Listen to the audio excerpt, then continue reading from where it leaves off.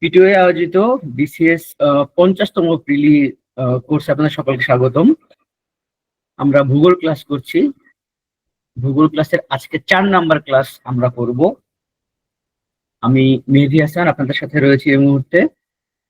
আমাদের আজকে দুইটা গুরুত্বপূর্ণ টপিক আমরা পড়ব। একটি হচ্ছে বায়ুমণ্ডল, এটা খুবই ছোট একটা টপিক কিন্তু মাঝে মাঝে প্রশ্ন আসে। আরেকটা হচ্ছে বাংলাদেশের নদী, এইটা খুবই গুরুত্বপূর্ণ একটা টপিক। তো বরাবরের মতো আমরা একটু প্রিভিয়াস কোশ্চেন গুলো আগে একটু দেখবো, বোঝার চেষ্টা করবো যে আসলে কি ধরনের প্রশ্ন এখান থেকে আসে।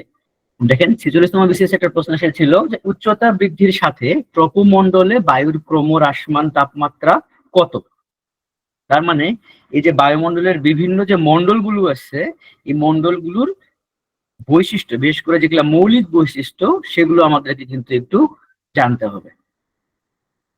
50তম বিসিএস এসেছিল কোন নদীটির উৎপত্তি স্থান বাংলাদেশে? হালদা। মানে তার মানে বিভিন্ন নদী এবং গুরুত্বপূর্ণ যে নদীগুলো, সেগুলোর উৎপত্তি স্থান সম্পর্কেও আমাদের একটা ধারণা রাখতে হবে। কোনটি নবায়নযোগ্য সম্পদ? বায়ুমণ্ডলের বায়ু। আমরা জানি যে বায়ু কিনতে হয় না, তবে ফ্রেশ এয়ার নেওয়ার জন্য যারা আমরা শহরে থাকি তাদেরকে টাকা খরচ করে কিন্তু কি করতে হয়, প্রকৃতির দিকে যেতে হয়। অনেক সময় আমরা কক্সবাজারের দিকেও যাই, রিসেন্টলি খুবই হট টপিক। তো সেটা ডিফারেন্ট ব্যাপার। আচ্ছা, ডাউকি ফল্ট বরাবর একটি প্রচন্ড ভূমিকম্পের পর বাংলাদেশের কোন নদী তার গতিপথ পরিবর্তন করে? এটা হচ্ছে ব্রহ্মপুত্র নদ।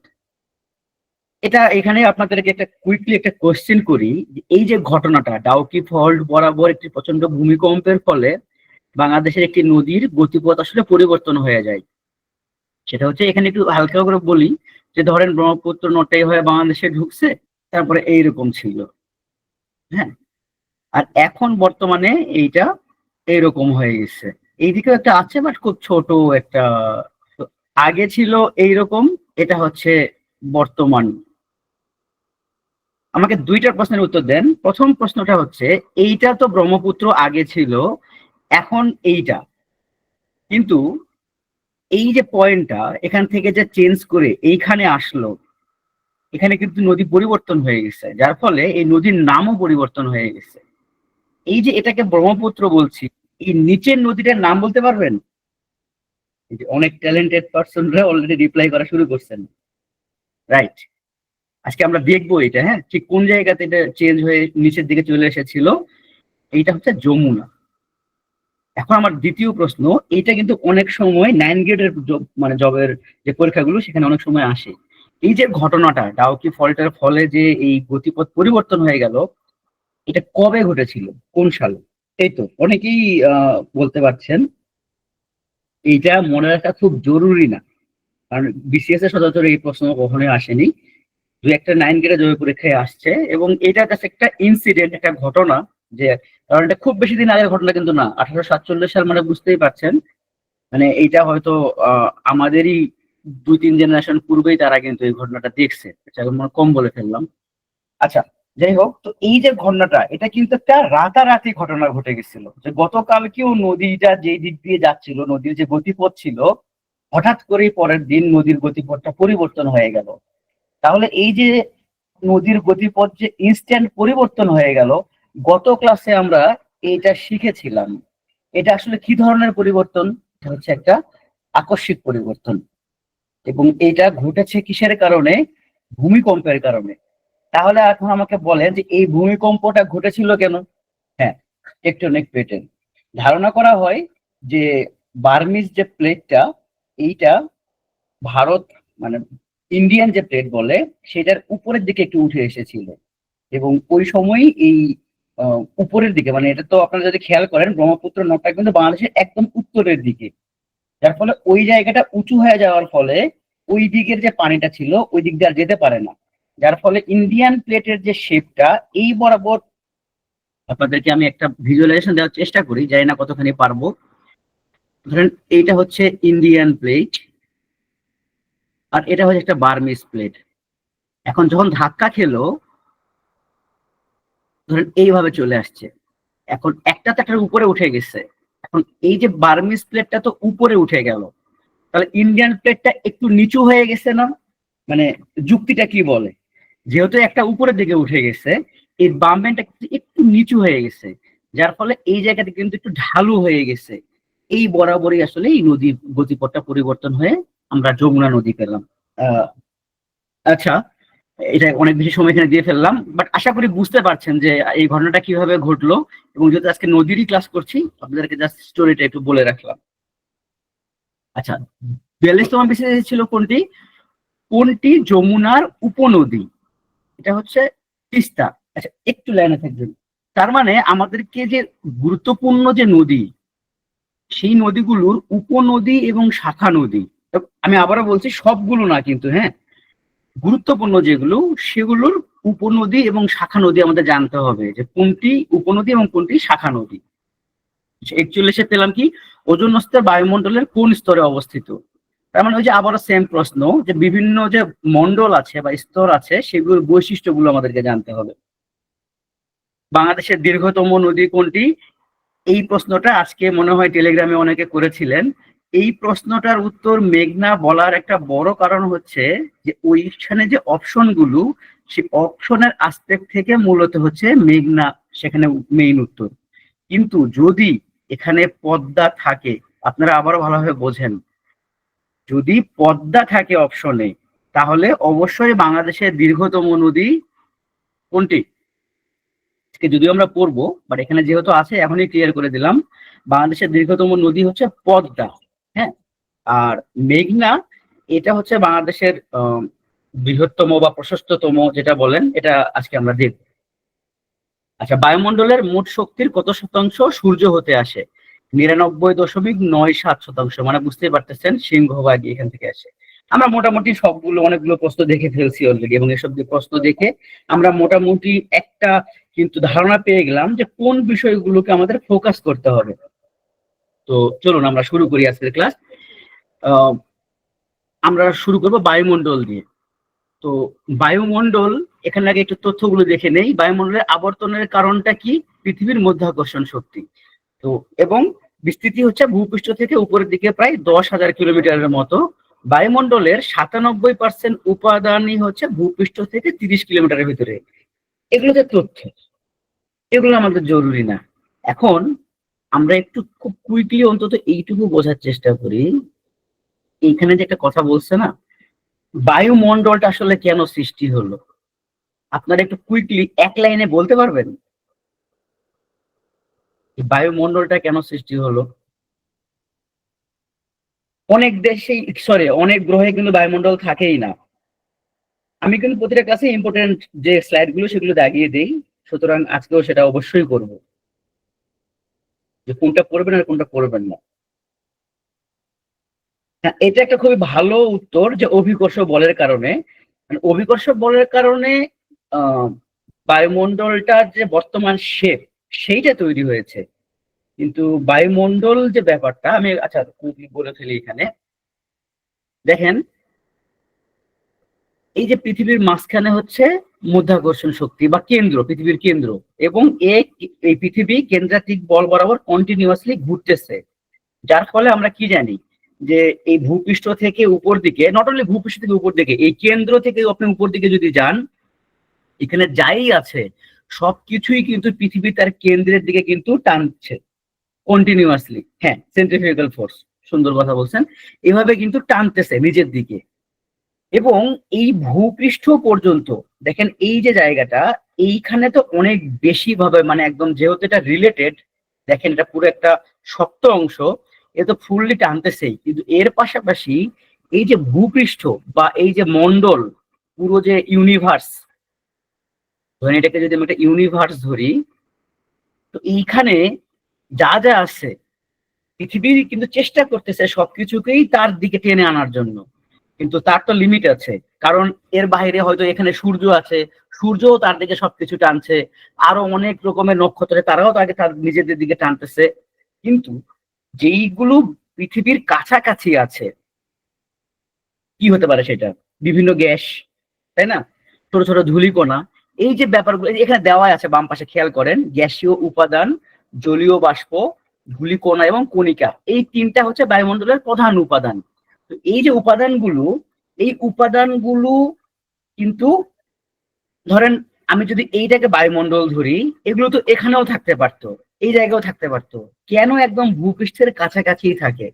লজিকটা হচ্ছে এই মাধ্যাকর্ষণ শক্তির কারণে। কারণ কি, এই কন্টিনিউয়াসলি কেন্দ্রের দিকে টানতেছে, যার ফলে এই যে গ্যাসগুলো ভূপৃষ্ঠ থেকে আপনি যত কাছাকাছি থাকবেন, আপনি এগুলো, এই যে গ্যাস, এই জলীয় বাষ্প, এই ধূলিকণা, এগুলোর অস্তিত্ব তত বেশি পাবেন।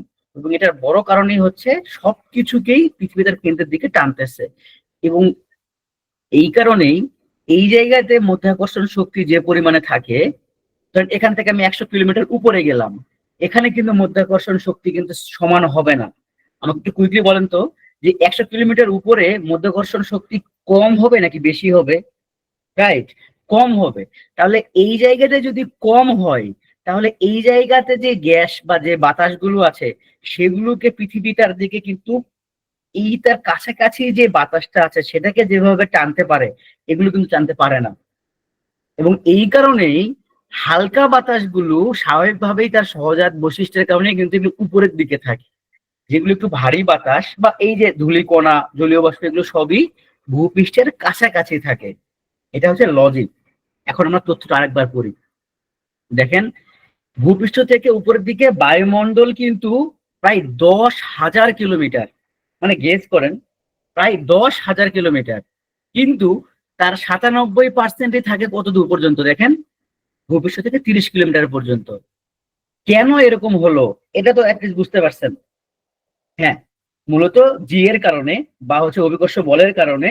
এবং কারণে সেটা কি ঘটে, বায়ুমণ্ডলের ভেতরে এই যে ডেনসিটি ডিফারেন্স একজন বলেছেন, মূলত ঘনত্বের পরিবর্তন হয়। এই কারণেই কাছাকাছি আমরা বাতাস অনেক বেশি পাই, এবং এই কারণেই মূলত বায়ুমণ্ডলটাও কিন্তু সৃষ্টি হয়েছে।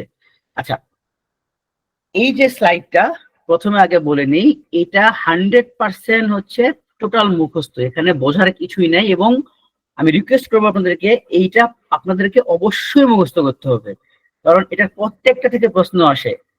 এবং এগুলো যে শতকরা ভাবে দেওয়া আছে। হ্যাঁ, বায়ুমণ্ডলে নাইট্রোজেনের পরিমাণ 78.02, অক্সিজেনের পরিমাণ 20.71। অনেক সময় এইটা একত্রে আসে, যে বায়ুমণ্ডলে অক্সিজেন এবং নাইট্রোজেনের পরিমাণ কত, একদম ডিরেক্টলি ভাবে প্রশ্নটা আসে। এটার উত্তর কি হবে তাহলে? 98.73। এইভাবেই কিন্তু পরীক্ষায় আসে। এছাড়াও প্রচুর জায়গাতে আপনারা দেখতে পাবেন বায়ুমণ্ডলে আর্গনের পরিমাণ কত, কার্বন ডাই অক্সাইডের পরিমাণ কত, এইটা শুধু আসে না। জলীয় বাষ্পের পরিমাণ কত, ধূলিকণা ও কণিকার পরিমাণ কত। এই যে কয়টা আমি জাগিয়ে দিলাম, এই ধূলিকণা 0.01%, জলীয় বাষ্প 0.41%, কার্বন ডাই অক্সাইড 0.03%, আর্গন 0.80%, এই যে ছয়টা দাগিয়ে দিলাম, এই ছয়টাই আপনাদের কষ্ট করে একটু মুখস্থ রাখতে হবে। হ্যাঁ, এইটা কিন্তু মাস্ট।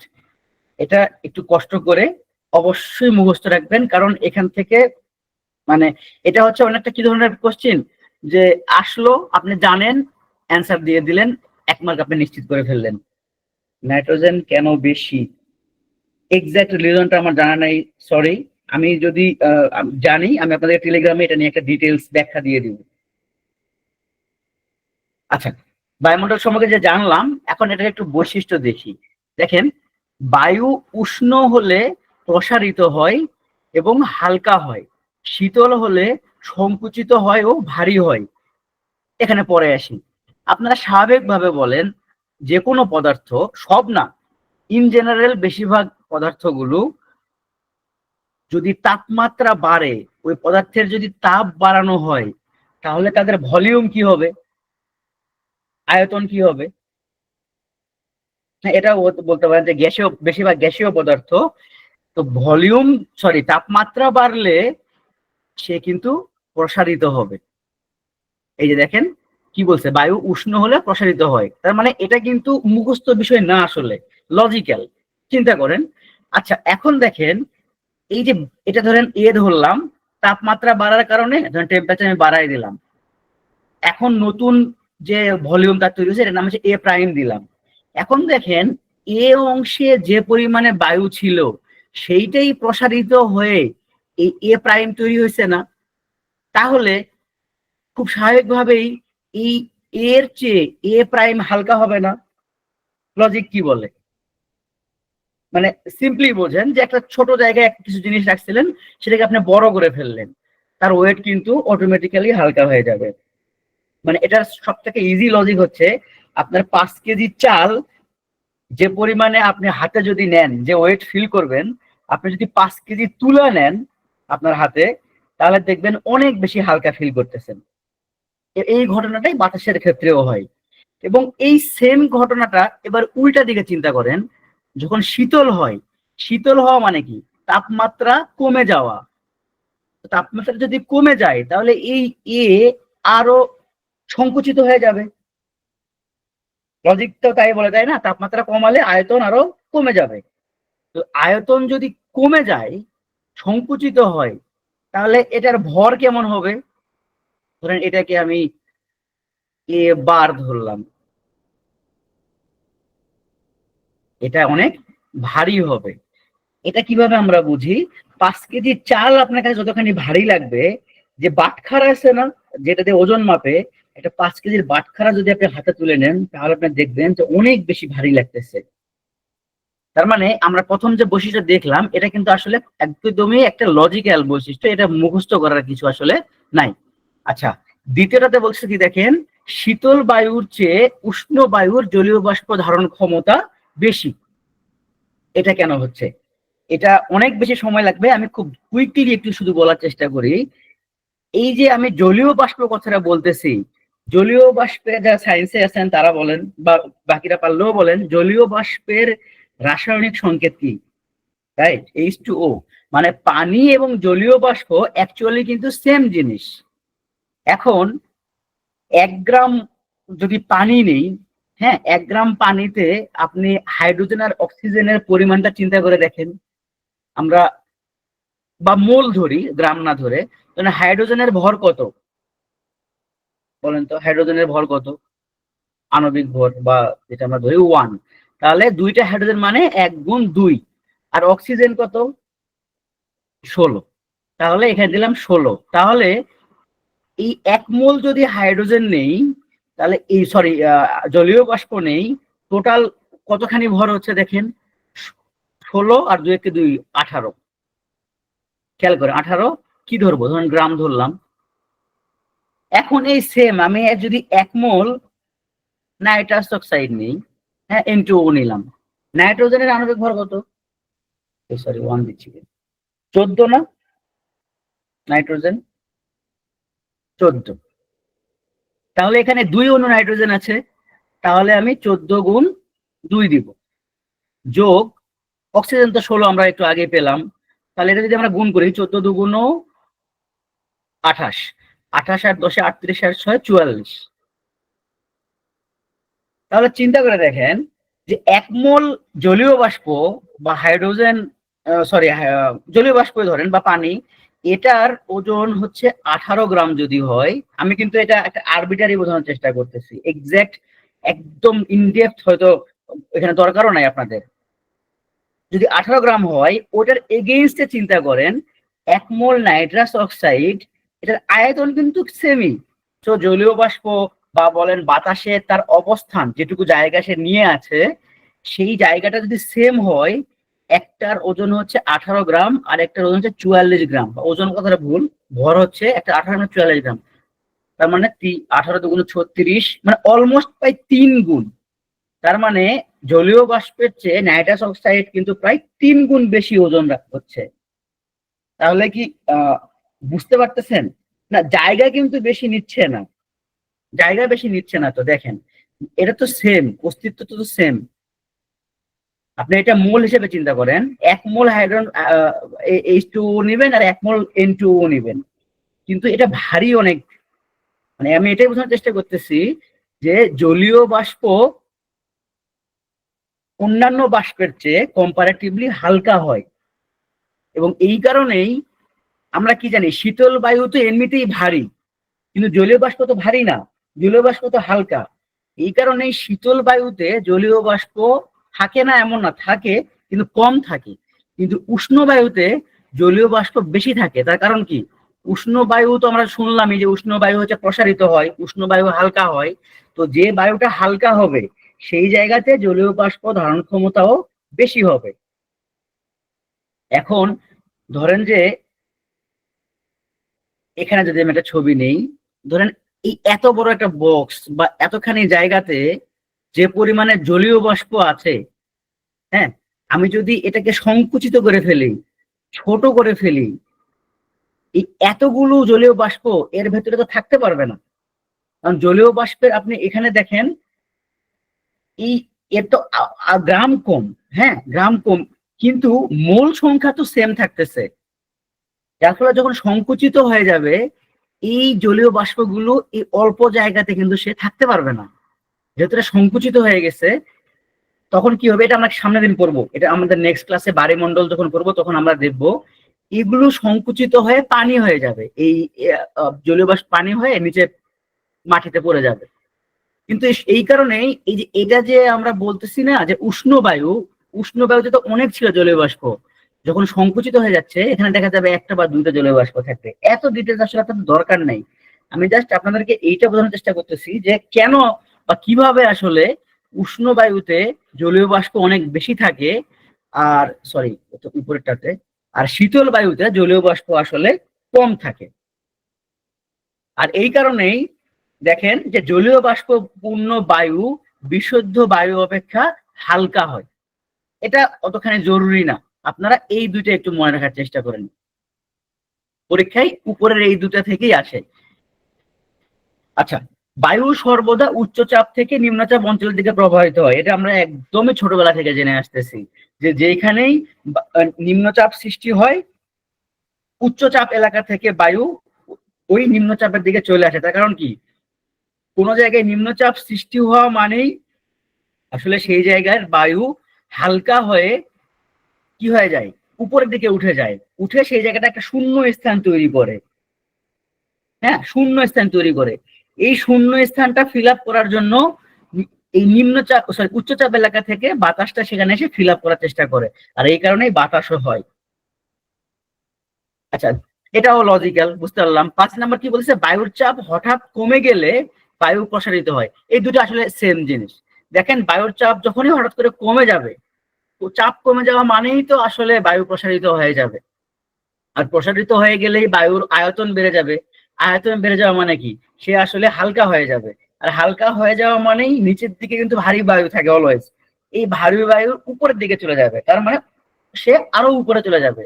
আর নিচে যে ফাঁকা ভ্যাকিউমটা তৈরি হইলো সেটা ফিল আপ করার জন্য এই 4 নম্বর লজিকটা কাজ করবে, যে উচ্চচাপ এলাকা থেকে তখন এই যে হঠাৎ নিম্নচাপ সৃষ্টি হওয়া জায়গাতে বাতাস এসে ফুল করার চেষ্টা করবে।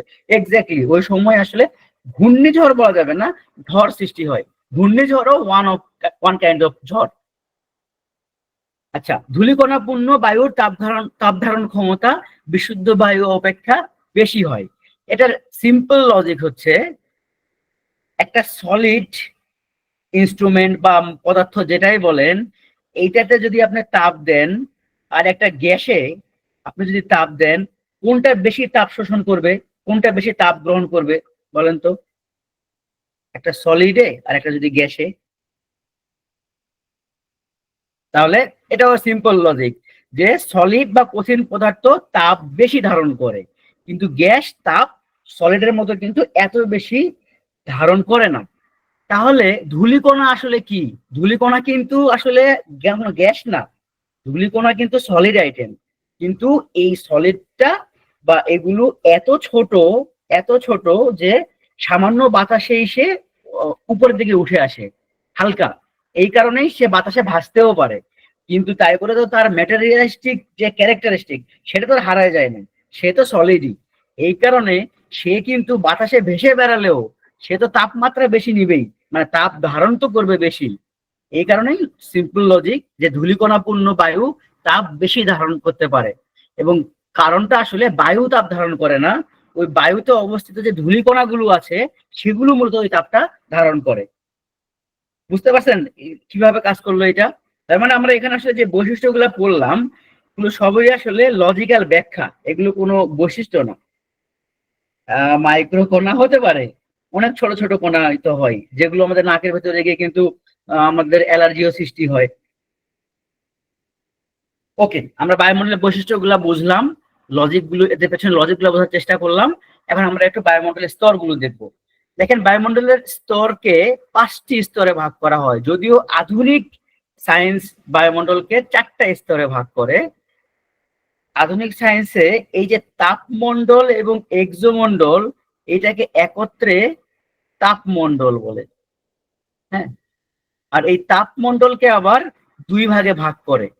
একটা হচ্ছে আয়ন মণ্ডল, আরেকটা হচ্ছে এক্সোমণ্ডল। তবে এখনো যেহেতু কি বলে ক্লাসিক্যাল পড়াশোনা বা নিয়মিত যে পড়াশোনা, এখানে সব জায়গাতেই আপনার স্তর 5টা বলা হয়, এই কারণে আমরাও 5টাই পড়বো। কি কি? এটা হচ্ছে নিচ থেকে উপরের দিকে যাবে। হ্যাঁ, ভূপৃষ্ঠ থেকে আমরা যত উপরের দিকে যাব সেইভাবে হিসাব করা হয়েছে। প্রথমে পাবো আমরা ট্রপোমণ্ডলকে, এরপরে পাবো স্ট্র্যাটোমণ্ডলকে, এরপরে পাবো মেসোমণ্ডলকে, তারপরে পাবো তাপমণ্ডলকে বা ধরেন আয়নমণ্ডলকে, এরপরে পাবো আমরা এক্সোমণ্ডলকে। চলো আমরা ট্রপোমণ্ডলটা শুরু করি। ট্রপোমণ্ডল মানে খুব সিম্পলি মানে বুঝতেই পারতেছেন আমরা কোন লেয়ারে আছি বলতো, আমরা কোন মণ্ডলে আছি? ট্রপোমণ্ডলে আছি, রাইট? কারণ ভূপৃষ্ঠ থেকে শুরু করে প্রথম যে লেয়ারটা বা প্রথম যে মণ্ডলটা, এইটাই হচ্ছে ট্রপোমণ্ডল। তো বায়ুমণ্ডলের সব থেকে নিচের স্তর, এটা তো আর পরীক্ষায় আসবে না, পরীক্ষায় আসে হচ্ছে এই অংশটা থেকে। হ্যাঁ, তো এটা আপনারা কেউই ভুল করবেন না, এটা মোটামুটি শিওর থাকেন।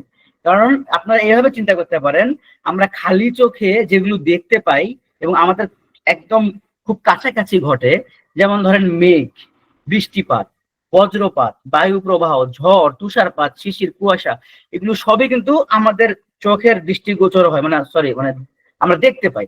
তো এগুলো সবই হচ্ছে ট্রপোমণ্ডলের অংশ। এবং ট্রপোমণ্ডলটা ঠিক যেখানে শেষ হয় সেটাকে বলে ট্রপো বিরতি। এটাও খুব জরুরি না, বাট এইটা অনেক সময় পরীক্ষায় আসে। কিভাবে আসে পরীক্ষায়? প্রশ্নটা দেখেন, ঝড় কোন বায়ুমণ্ডলের মধ্যে পড়ছে, বায়ুমণ্ডলের কোন স্তরে পড়ছে? বা আসতে পারে মেঘ বায়ুমণ্ডলের ট্রপো বিরতিরই ইংলিশ হচ্ছে ট্রপো গ্যাপ, একই জিনিস। মেঘ বায়ুমণ্ডলের কোন স্তরে থাকে? মেঘ থাকে ট্রপোমণ্ডলে।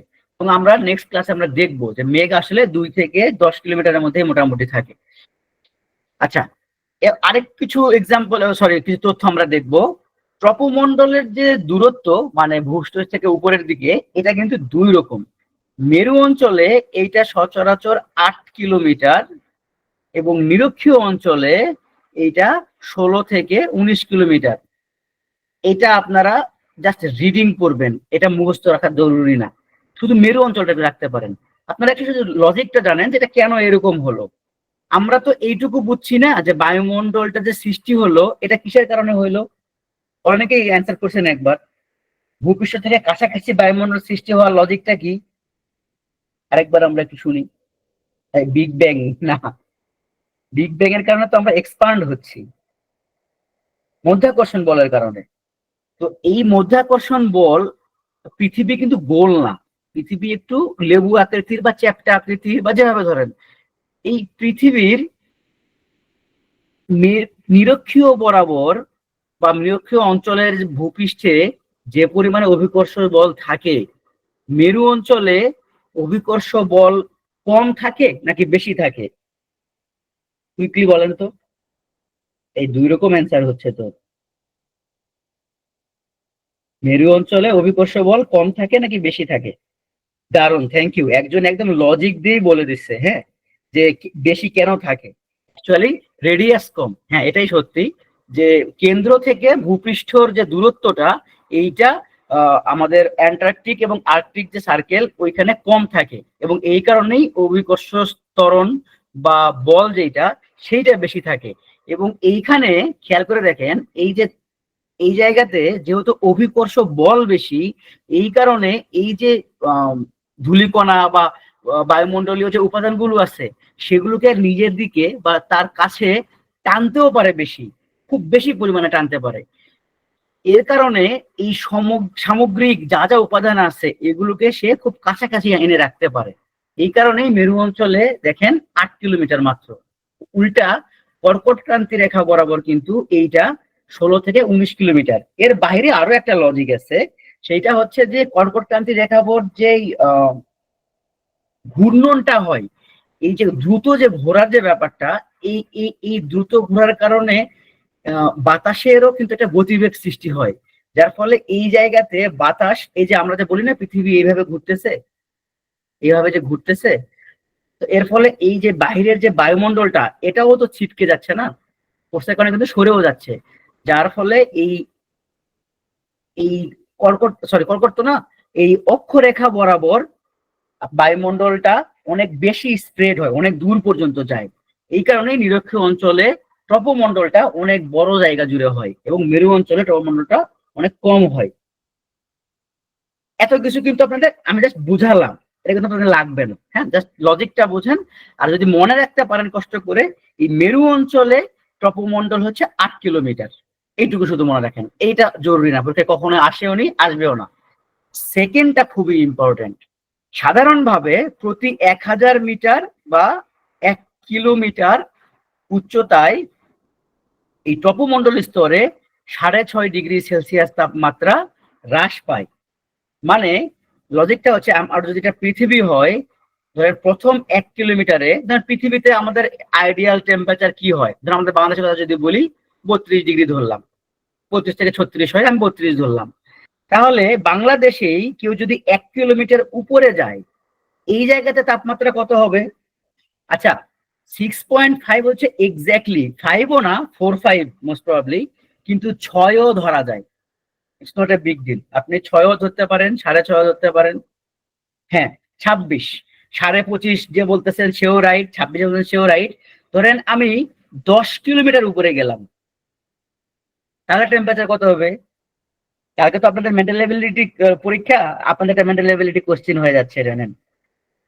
যদি ভূপৃষ্ঠে টেম্পারেচার 32 ডিগ্রি সেলসিয়াস হয়, তাহলে 10 কিলোমিটার উপরে ট্রপোমণ্ডলের তাপমাত্রা কত হবে? ডেফিনেটলি মাইনাস হবে, এবং হয়ও, এটা তো লজিক্যাল। এটা খুব সহজে আমরা বের করবো কিভাবে?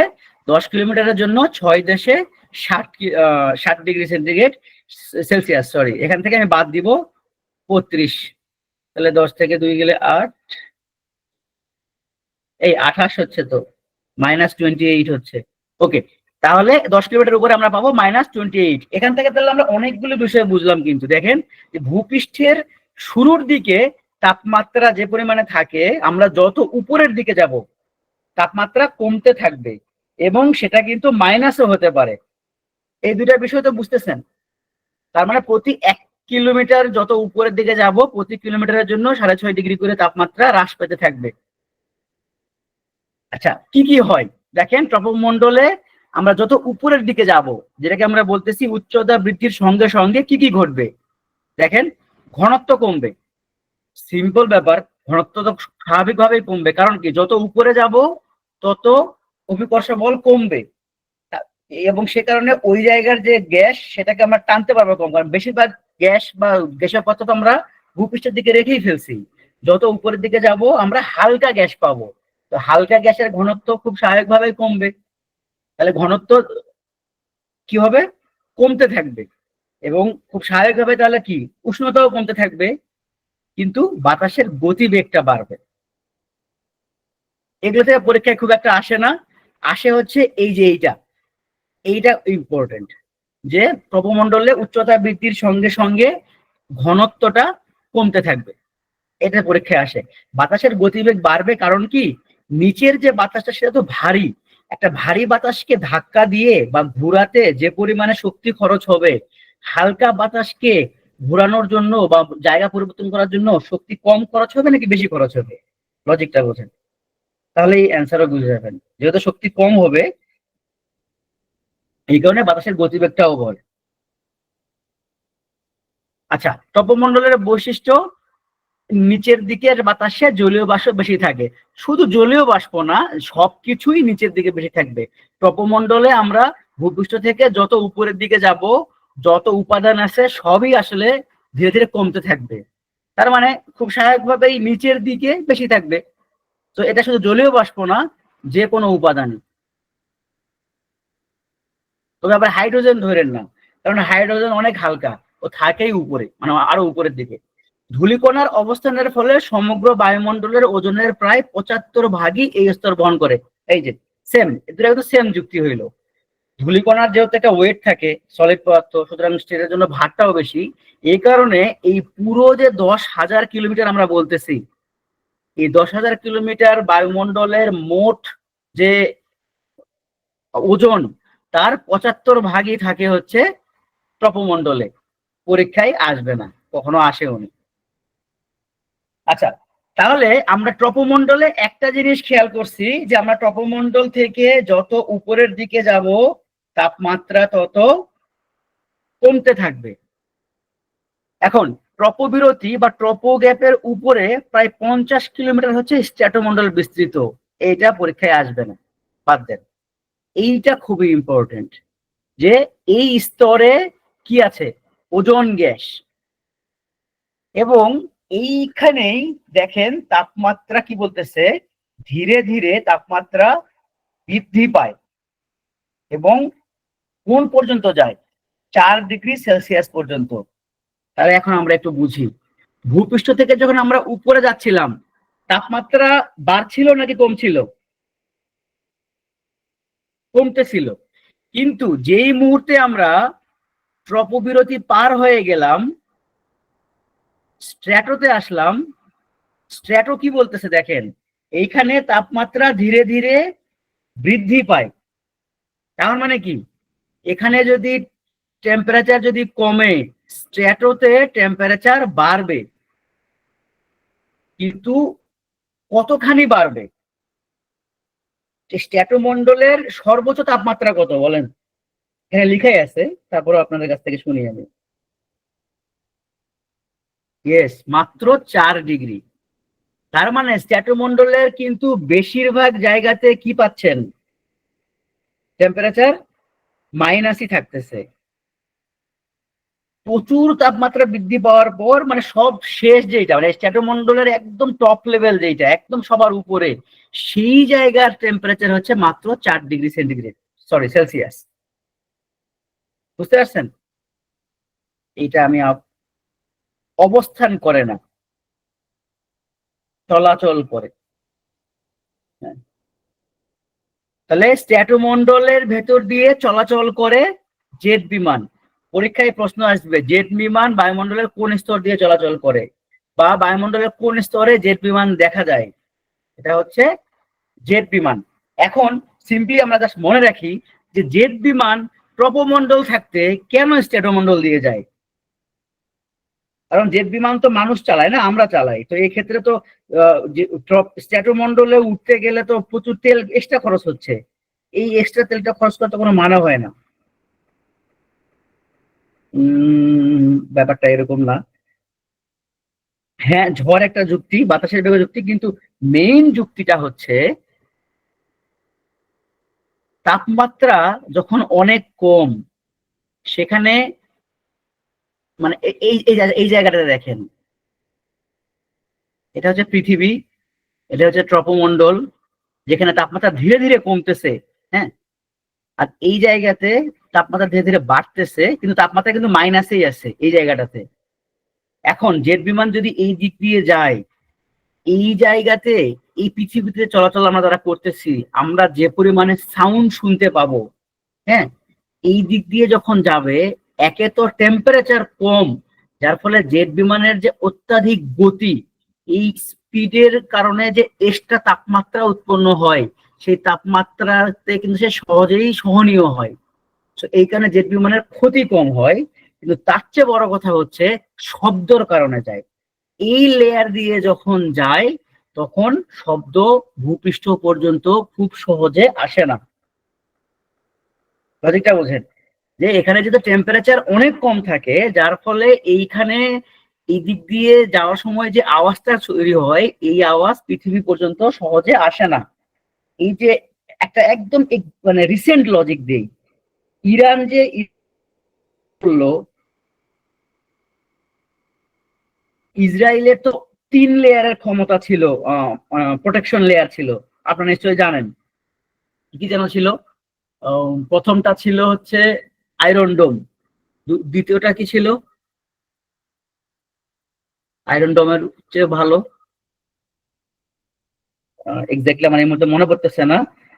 3 নাম্বারটা হচ্ছে অ্যারো 2, এখন পর্যন্ত পৃথিবীর সব থেকে শক্তিশালী সিকিউর সিস্টেম, যেটার মাধ্যমে হচ্ছে যে কোনো কিছুকে সহজে আটকাতে পারে। তো এই এতগুলো লেয়ার থাকা সত্ত্বেও কিন্তু ইরানের সেই মিসাইলে কিন্তু আটকাতে পারেনি ইসরায়েল। এটা একটা বড় কারণ হচ্ছে এই স্ট্র্যাটেজিটা ইউজ করা, যে এমন কিছু মিসাইল, মিসাইলের ক্ষেত্রে লজিকটা কিন্তু এটার মতো হবে না, কারণ ওই মিসাইল গুলোর গতি এত বেশি যে ওইটার যে শব্দ তার চেয়েও বেশি স্পিডে সে যায়। বাট এইখানে লজিকটা মেইনলি এই জেট বিমানগুলো এই দিক দিয়ে যাওয়ার একটা বড় কারণ হচ্ছে জেট বিমানের যে আওয়াজটা, এটা যেন মানুষের কোনো রেগুলার লাইফে যেন ক্ষতি না করতে পারে।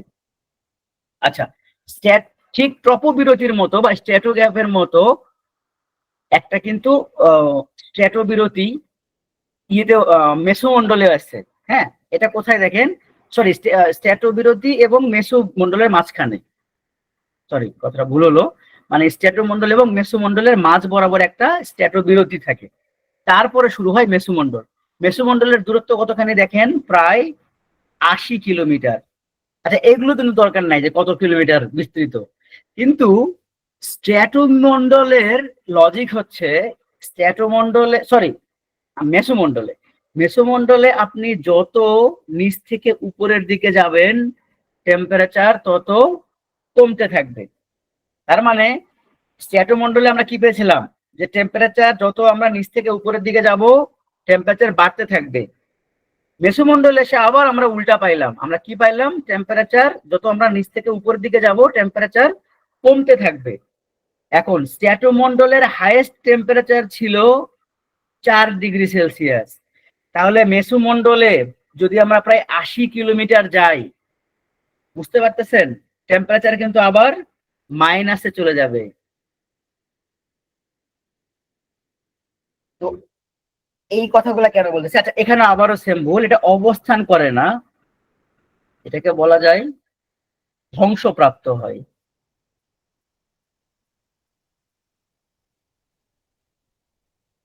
তাহলে আমরা বলতে পারি যে মেসোমন্ডলে আমরা দেখতে পাই কি, তার প্রশ্নটা এমন হতে পারে যে মেসোমন্ডলে আমরা কি দেখতে পাই, সেটা হচ্ছে উল্কা, অথবা মেসোমন্ডলে ধ্বংসপ্রাপ্ত হয় উল্কা। এটা কিভাবে হয়, এটা সিম্পল লজিকটা আমরা দেখার চেষ্টা করি। আচ্ছা, এটা পড়ি তারপর আমরা লজিকটা যাবো, তাহলে বুঝতে পারবেন।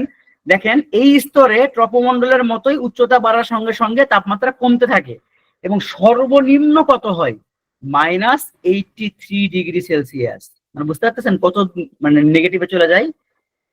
এখন এখানে ধরেন এটা হচ্ছে পৃথিবী, এইটা হচ্ছে মেসোমন্ডল, মানে ইউনিভার্সের কোনো একটা জায়গা থেকে একটা উল্কাপিণ্ড আসতেছে। এখন এটা তো উল্কাপিণ্ড কি হয়, তার তাপমাত্রা অত্যাধিক থাকে, অনেক বেশি থাকে, এবং বেশিরভাগ সময় উল্কাপিণ্ড গুলোর কি হয় যে সে মানে অগ্নিপিণ্ড আকারের থাকে।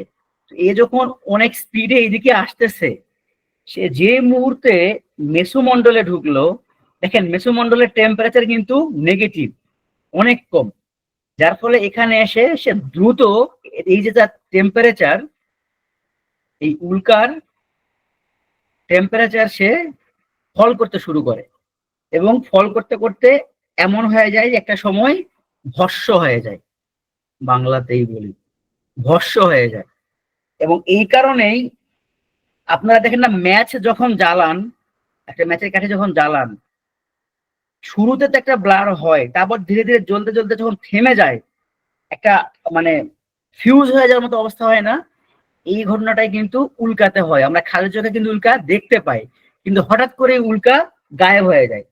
এই গায়েব হয়ে যাওয়ার কারণ হচ্ছে সে তার পুরো টেম্পারেচার এই মেসোমন্ডলে রিলিজ করে ফেলছে, যেটাকে ইংলিশে বলে ইগনাইট। একজন হচ্ছে বলছে ইগনাইট হয় না, মানে এখানে টেম্পারেচার সে পুরোটাই রিলিজ করে দেয়। এবং কোনো কারণে যদি সে এই টেম্পারেচার পুরোটা রিলিজ না করতে পারতো, তাহলে কিন্তু সে কিন্তু স্ট্র্যাটোমন্ডলে ঢুকতো, সিম্পল লজিক, সে ঢুকতে পারতো, কিন্তু আসলে অতখানি শক্তি তার থাকে না, সে ফুল টেম্পারেচারটাই মেসোমন্ডলে হারিয়ে ফেলে, যার ফলে ওই জায়গাতেই ভস্ম হয়ে যায়। আর এই কারণে আমরা উল্কাপিণ্ড মেসোমন্ডলে দেখতে পাই। এতদিন তো মুখস্থ করছি, লজিকটা কি বুঝছেন যে কেন উল্কা মেসোমন্ডলে দেখা যায়? উল্কা কেন মেসোমন্ডলে দেখা যায় বুঝতে পারলাম কি? ওকে, আচ্ছা, তাপমন্ডল হচ্ছে মেসোমন্ডলের উপরের দিকে 500 কিলোমিটার পর্যন্ত, দরকার নাই। এবং এখানে উপরে প্রায় 1480 ডিগ্রি পর্যন্ত সেলসিয়াস বৃদ্ধি পায়, এটাও জানা দরকার নাই। জাস্ট মানে জানা দরকার অবশ্যই আছে, মানে মুখস্থ করার দরকার নাই। এখন তাপমন্ডলে আমরা একটু আগে শুনলাম যে বর্তমান যুগের যে পড়াশোনা, সেখানে তাপমন্ডলকে দুই ভাগে ভাগ করা হয়, একটা আয়ন মন্ডল আর একটা হচ্ছে এক্সোমন্ডল। তাহলে আমরা দেখেন তাপমন্ডলের নিম্ন অংশকে বলতেছি আয়ন মন্ডল। আয়ন মন্ডলটা আমরা কেন মনে রাখবো? আয়ন মন্ডল হচ্ছে এমন একটা লেয়ার, মানে এটা যদি পৃথিবী হয়, এই আয়ন মন্ডল হচ্ছে এমন একটা লেয়ার যে জায়গাতে ভূপৃষ্ঠ থেকে যে বেতার তরঙ্গগুলো পাঠানো হয়, ধরেন এভাবে যাচ্ছে এভাবে যাচ্ছে, এই আয়ন মন্ডলে ধাক্কা খেয়ে আবার ফেরত আসে। এই কারণেই ঢাকায় যখন একটা কিছু সম্প্রচারিত হচ্ছে, আপনি এই মুহূর্তে যেই জেলাতেই বসে থাকেন না কেন, সেইখানেও আপনি ওই বেতারের খবর গান সবই আপনি সহজে শুনতে পারতেছেন। কিভাবে ঘটতেছে ঘটনাটা? এই যে এখান থেকে সে রিলিজ করে দিচ্ছে, সে এই আয়নমন্ডল ধাক্কা খেয়ে ব্যাক করার সময় আপনার বাসার অ্যান্টেনায় সেটা রিফ্লেক্ট হচ্ছে। কথা হচ্ছে কেন হয়? আয়নমন্ডলে সচরাচর যে উপাদানগুলো, এগুলো আয়নায়িত হয়ে থাকে। কিরকম? ধরেন হাইড্রোজেন প্লাস, অক্সিজেন মাইনাস, এরকম হয়ে থাকে। এখন নর্মালি যখন কোনো গ্যাসীয় উপাদান বা যে কোনো উপাদান একটা মৌল আকারে থাকে, তখন কিন্তু সে একটা কমপ্লিটলি শেপ নিয়ে থাকে। যেমন ধরেন H2O, বা ধরেন আর কি ধরা যায়, ধরেন N2 ধরলাম, এটাই মাথায় আসতেছে। এই যে এই গ্যাসগুলো, এগুলা কিন্তু একটা কমপ্লিট মৌল, হ্যাঁ, বা কমপ্লিট একটা উপাদান। যার ফলে আপনি যদি এটার মধ্যে কিছু পাস করেন, বল বা হোয়াট এভার যে কোনো কিছু, এরা কিন্তু সরে যাবে, এইদিকে সরে যাবে।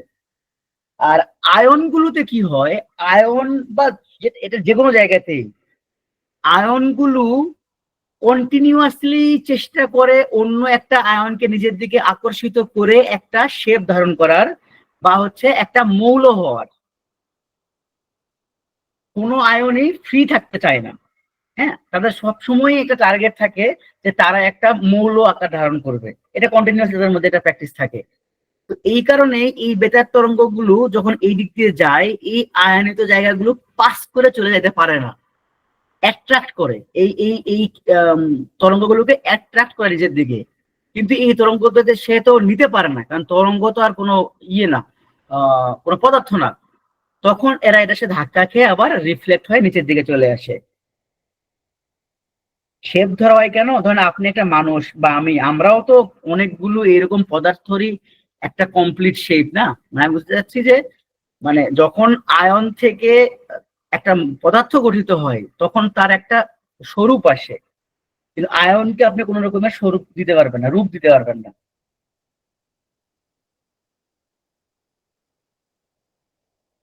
ওকে, এর এর উপরে থাকে হচ্ছে এক্সোমন্ডল। এক্সোমন্ডলে পরীক্ষায় যেটা আসে সচরাচর, সেটা হচ্ছে যে এক্সোমন্ডলে কোন গ্যাস পাওয়া যায়। এক্সোমন্ডলে সব থেকে বেশি পাওয়া যায় হিলিয়াম এবং হাইড্রোজেন। এখানে একটা তথ্য দেওয়া নাই, এখানে আমি একটু বলে দিই। সেটা হচ্ছে এক্সোমন্ডলটাই কিন্তু মোটামুটি অনেক বড় একটা জায়গা জুড়ে থাকে। এবং পৃথিবীর সাথে যদি আপনি কম্পেয়ার করেন, এইদিকে 960 কিলোমিটার, মানে বুঝতেছেন, এইদিকে পুরোটাই পুরো পৃথিবীর চারদিকে কিন্তু 960 কিলোমিটার। তো এই কারণে পুরো মানে সামগ্রিক বায়ুমণ্ডলে, মানে যদি প্রশ্নটা এরকম হয় যে সামগ্রিক বায়ুমণ্ডলে কোন গ্যাস সব থেকে বেশি পাওয়া যায়, তাহলেও অ্যান্সারটা কিন্তু এই হিলিয়াম এবং হাইড্রোজেনই হবে। এক্সোমন্ডলেও সব থেকে বেশি পাওয়া যায় হিলিয়াম এবং হাইড্রোজেন, এবং সামগ্রিক পুরো বায়ুমণ্ডলেও সব থেকে বেশি পাওয়া যায় হিলিয়াম এবং হাইড্রোজেন। যদিও পরীক্ষায় যে টোটাল আয়তন যেটা বলে, আমরা একদম প্রথমে দেখে এসেছিলাম যে মোট উপাদান হচ্ছে নাইট্রোজেন সব থেকে বেশি, কিন্তু সেটা হচ্ছে পার্সেন্টেজ। পরীক্ষায় যদি প্রশ্ন আসে যে এক্সোমন্ডলে সব থেকে বেশি, ও আচ্ছা সরি, আমি প্রশ্নটা ভুল বলছি, বায়ুমণ্ডলে না, ইউনিভার্সে, সরি, বায়ুমণ্ডলে সমগ্র ইউনিভার্সে যদি সব থেকে বেশি যে গ্যাসটা পাওয়া যায়, সেটা হচ্ছে হিলিয়াম এবং হাইড্রোজেন। তাহলে মোটামুটি কিন্তু আমরা পড়ে ফেলছি, একটা জিনিস শুধু আপনাদেরকে একটা কুইকলি কোশ্চেন করি, তাহলে হচ্ছে আমরা বুঝে ফেলবো। এখানেই যদি করি, ধরেন আমরা যে লেয়ারটা দেখে আসলাম টেম্পারেচার, এটা ধরেন ট্রপো। আমরা যদি আচ্ছা এইভাবে না লিখি,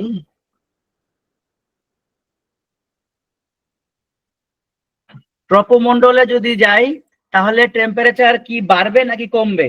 ট্রপোমণ্ডলে যত উপরের দিকে যাব তাহলে টেম্পারেচার কমবে।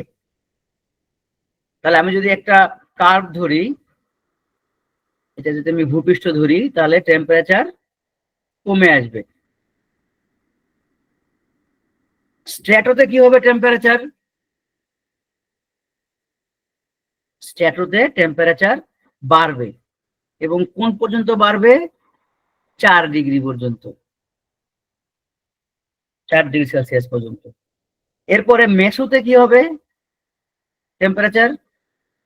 মেসোতে মেসোতে আবার টেম্পারেচার কমবে, তার মানে আবার নেমে আসবে। কোন পর্যন্ত নেমে আসবে? -83 ডিগ্রি সেলসিয়াস। এরপরে আপনার তাপমণ্ডলে কি পাবো? বায়নমণ্ডল বা এক্সোমণ্ডল, টেম্পারেচার বাড়বে। এটা আপনাদেরকে দেখানোর এটাই উদ্দেশ্য, যে একবার জাস্ট একটু ভিজুয়ালাইজ করলেই আশা করি আপনারা হুট করে যদি ইনস্ট্যান্ট একটা জায়গায় ধরেন যদি মেসোর প্রশ্ন আসে যে মেসোতে তাপমাত্রা বাড়ে নাকি কমে, আপনারা জাস্ট শুরু থেকে একবার নিজেরা মনে মনে চিন্তা করে আসবেন, তাহলে সহজে মনে পড়বে যে তাপমাত্রা প্রথমে কমবে, এরপরে বাড়বে, তারপরে আবার কমবে, তারপরে আবার বাড়বে। আমাদের প্রথম পার্ট শেষ। বায়ুমণ্ডলে আমরা কি কি পাইলাম দেখেন। বায়ুমণ্ডলের 3টা উপাদান, গ্যাসীয় উপাদান, জলীয় উপাদান এবং ধূলিকণা। এবং প্রধান উপাদানগুলো যদি আমরা বলি, নাইট্রোজেন এবং অক্সিজেন। নাইট্রোজেন 78.02%, অক্সিজেন 20.71%, আর্গন হচ্ছে 0.8%, কার্বন ডাইঅক্সাইড 0.03%, জলীয় বাষ্প 0.41% এবং ধূলিকণা হচ্ছে 0.01%। এইটা কিন্তু আজকের স্লাইড সবকিছুর মধ্যে সব থেকে গুরুত্বপূর্ণ। আচ্ছা, বায়ুমণ্ডলের বৈশিষ্ট্যগুলো আমরা দেখছি অলরেডি। এরপর বায়ুমণ্ডলের স্তর আমরা পেয়েছি 5টা। প্রথমে ট্রপোমণ্ডল, ভূপৃষ্ঠ থেকে সব থেকে কাছে। এই ট্রপোমণ্ডলে মেঘ, বৃষ্টিপাত, বজ্রপাত, বায়ুপ্রবাহ এগুলো দেখা যায়, এবং এটার শেষ প্রান্তে থাকে ট্রপোগ্যাপ বা ট্রপোবিরতি। ট্রপোমণ্ডলে আচ্ছা, নিরক্ষীয় অঞ্চলের চেয়ে মেরু অঞ্চলে ট্রপোমণ্ডলটা ছোট হয়ে যায়। মেরু অঞ্চলে ট্রপোমণ্ডল হচ্ছে 8 কিলোমিটারের মতো। সাধারণভাবে ট্রপোমণ্ডলে ভূপৃষ্ঠ থেকে যত উপরের দিকে আমরা উঠতে থাকি, প্রতি 1000 মিটার বা 1 কিলোমিটার উচ্চতায় তাপমাত্রা 6.5 ডিগ্রি সেলসিয়াস হ্রাস পায়। আচ্ছা, আবার আমরা কি বলবো, আমরা যত ভূপৃষ্ঠ থেকে উপরের দিকে যাব আমাদের আচ্ছা, আমাদের ক্ষেত্রে কিন্তু এটা সত্যি, মানে ঘনত্ব কমতে থাকে, উষ্ণতা কমতে থাকে, বাতাসের গতিবেগ বেড়ে যায়। আচ্ছা, ট্রপোমণ্ডলে কিছু বৈশিষ্ট্য আছে, যে নিচের দিকে জলীয় বাষ্প এবং যে কোনো উপাদান একটু বেশি থাকে, এবং ধূলিকণা এখানে বেশি থাকার কারণে বায়ুমণ্ডলের মোট যে ওজন তার 75% ট্রপোমণ্ডলেই থাকে। আচ্ছা, স্ট্র্যাটোমণ্ডলে আমরা জানছি যে স্ট্র্যাটোমণ্ডলে ওজোন স্তর থাকে, এবং স্ট্র্যাটোমণ্ডলে তাপমাত্রা ধীরে ধীরে বাড়ে, এবং কত পর্যন্ত বাড়ে? 4 ডিগ্রি সেলসিয়াস পর্যন্ত বাড়ে। জেট বিমান চলাচল করে স্ট্র্যাটোমণ্ডল দিয়ে। মেসোমণ্ডলে আমরা পাইলাম যে তাপমাত্রা আবার কমতে থাকে, এবং কমতে কমতে প্রায় -83 ডিগ্রি সেলসিয়াস পর্যন্ত কমে, এবং উল্কাপিণ্ড এই মেসোমণ্ডলে এসেই মূলত তার তাপ রিলিজ করে দিয়ে ভস্ম হয়ে যায়। এরপরে পাবো আমরা তাপমণ্ডল, যার শুরুতে হচ্ছে আয়নমণ্ডল। এবং আয়নমণ্ডলে আমরা কি পেয়েছি, যে যে তরঙ্গগুলো, বেতারের তরঙ্গগুলো, এগুলো এই আয়নমণ্ডলে ধাক্কা খেয়ে আবার ভূপৃষ্ঠে ফেরত চলে আসে। আচ্ছা, এরপর হচ্ছে এক্সোমণ্ডল। এক্সোমণ্ডলের প্রধান উপাদান হচ্ছে হিলিয়াম এবং হাইড্রোজেন, এবং এখানে তাপমাত্রা বাড়তে থাকে। একজন প্রশ্ন করছেন যে ওজোন স্তরের গুরুত্ব কি যদি বলতেন। এটা এখানে খুব বেশি জরুরি না, আমি জাস্ট কুইকলি আপনাদেরকে একটু বলি। অক্সিজেনের সংকেত কি? অক্সিজেনের সংকেত হচ্ছে O2। আর ওজনের সংকেত কি? সাব্বির বুঝে গেছে যে আমি কি প্রশ্ন করব, ও আগে অ্যান্সার দিয়ে ফেলছে। ওজনের রাসায়নিক সংকেত হচ্ছে O3। তার মানে এটুকু তো বুঝতে পারতেছেন যে এটা ভারী বেশি। হ্যাঁ, এখন ও আসলে করে কি, এই ধরেন পৃথিবী, এরপরে এটা হচ্ছে স্ট্র্যাটোমণ্ডল। এইখানে আমি স্ট্র্যাটোমণ্ডল না ধরে এইটাকেই ওজোন স্তর ধরি। হ্যাঁ, এই জায়গাতে এই O3 এর পরিমাণ বেশি থাকার কারণে এর এই পাশের যে বায়ুমণ্ডলটা আছে বা যে গ্যাসগুলো আছে, এগুলো খুব বেশি হালকা না হলে এগুলো কিন্তু এই পাশে যাইতে পারে না। সেম ভাবে এই পাশের যেই পদার্থ বা গ্যাস বা যাই আছে সেগুলো কিন্তু ভেতরে আসতে পারে। এখন ইন্টারেস্টিং ব্যাপার হচ্ছে, তাপ তো বিকিরিত শক্তি, তাপ কিন্তু বিকিরণের মাধ্যমে আসে। এখন এই কারণে সূর্যের তাপ সে সহজেই কিন্তু ওজোন স্তর ভেদ করে ভেতরে চলে আসতে পারে। এখন এই যে তাপমাত্রা ওজোন স্তর ভেদ করে যে ভেতরে চলে আসলো, যার ফলে কিন্তু কি হচ্ছে, আমাদের পৃথিবী কিন্তু তাপ পাচ্ছি আমরা। মানে আমরা যে ছোট বাচ্চাদেরকে দেখেন না, ভিটামিন ডি দেওয়ার জন্য সূর্যে নিয়ে যেতে বলে, মানে সূর্যের যে আমরা বিভিন্ন রকমের তার যে বেনিফিট সেগুলো কিন্তু আমরা গ্রহণ করতে পারি। কিন্তু এই তাপমাত্রাটা যদি পৃথিবীতে রয়ে যায় তাহলে কিন্তু আমাদের অনেক ক্ষতি হয়ে যাবে, কারণ সূর্যতে শুধু ভালো রশ্মি পাঠায় এমন তো না। সূর্য থেকে যেমন গামা রশ্মি আসে, ইউভি রশ্মিও আসে, অনেক খারাপ রশ্মিও আসে। এই কারণে এগুলোকে কিন্তু আবার রিটার্নও পাঠাতে হয়। এখন এই ক্ষেত্রে ওজোন স্তর কি করে, যে এই যে বিকিরিত যেই আহ খারাপ যে রশ্মিগুলো আছে এগুলো কিন্তু প্রথমে চেষ্টা করতেছে দেখেন আটকিয়ে দেওয়ার, যার ফলে সব খারাপ রশ্মি কিন্তু ভেতরে আসতে পারতেছে না। আবার উল্টা দিকে ফেরত যাওয়ার ক্ষেত্রে এইখানে এই তাপমাত্রাটা সে ঠিকই ব্যাক করতেছে, গ্যাসটা কিন্তু রয়ে যাচ্ছে। এই, হ্যাঁ, খুব সুন্দর কথা বলছে একজন, যেটা ফিল্টারের মতো কাজ করে। এই কারণে এই ওজোন স্তরটা মূলত আমাদের দেশে, সরি, আমাদের পৃথিবীর যে বায়ুমণ্ডলটা আছে, ফ্রেশ যে বায়ুমণ্ডলটা বলতেছি, এইটাকে মূলত প্রোটেক্ট করতেছে। আর বর্তমানে যেটা সমস্যা আমাদের, আমরা যেটা নিয়ে সব থেকে বেশি কনসার্ন, যে এই গ্রিন হাউস লেয়ারটা ভেঙে যাচ্ছে। কেন ভেঙে যাচ্ছে? আমরা ওই যে 6টা যে গুরুত্বপূর্ণ যে গ্যাস, যেগুলো খুব খারাপ গ্যাস বলি আমরা, এগুলো ইউজ বেশি হওয়ার কারণে এগুলো গিয়ে ধীরে ধীরে এই লেয়ার গুলোকে ভেঙে দিচ্ছে, এই O3 সাথে বিভিন্ন রকম রাসায়নিক বিক্রিয়া করে এই জায়গাগুলো ফাঁকা করে ফেলতেছে। যার ফলে এখন সূর্যের রশ্মি ডিরেক্টলি যেমন আসতেছেও, ব্যাপক যাইতে পারতেছে না। এই ওভারঅল ক্রাইসিসের কারণে কি বলে, বারবার বাংলাদেশ আসতেছে মুখে।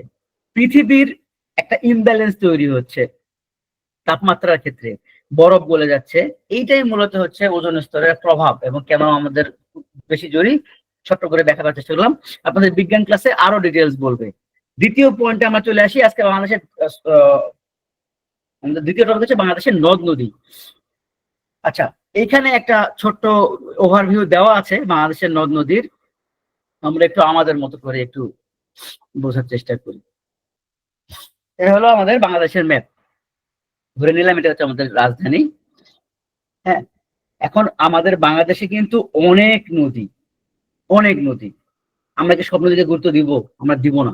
বাংলাদেশের প্রধান 3টি নদী, কেউ যদি বাকিগুলো মনে নাও রাখতে পারেন, ওইগুলোকে স্কিপ করতে পারেন। বাংলাদেশের প্রধান 3টি নদী পদ্মা, মেঘনা, যমুনা, সরি, এইগুলো হচ্ছে ফোকাস করে বাকিগুলো পড়বেন, তাহলে এমনি আপনারা দেখবেন বাকিগুলো আমার মাথায় চলে আসবে।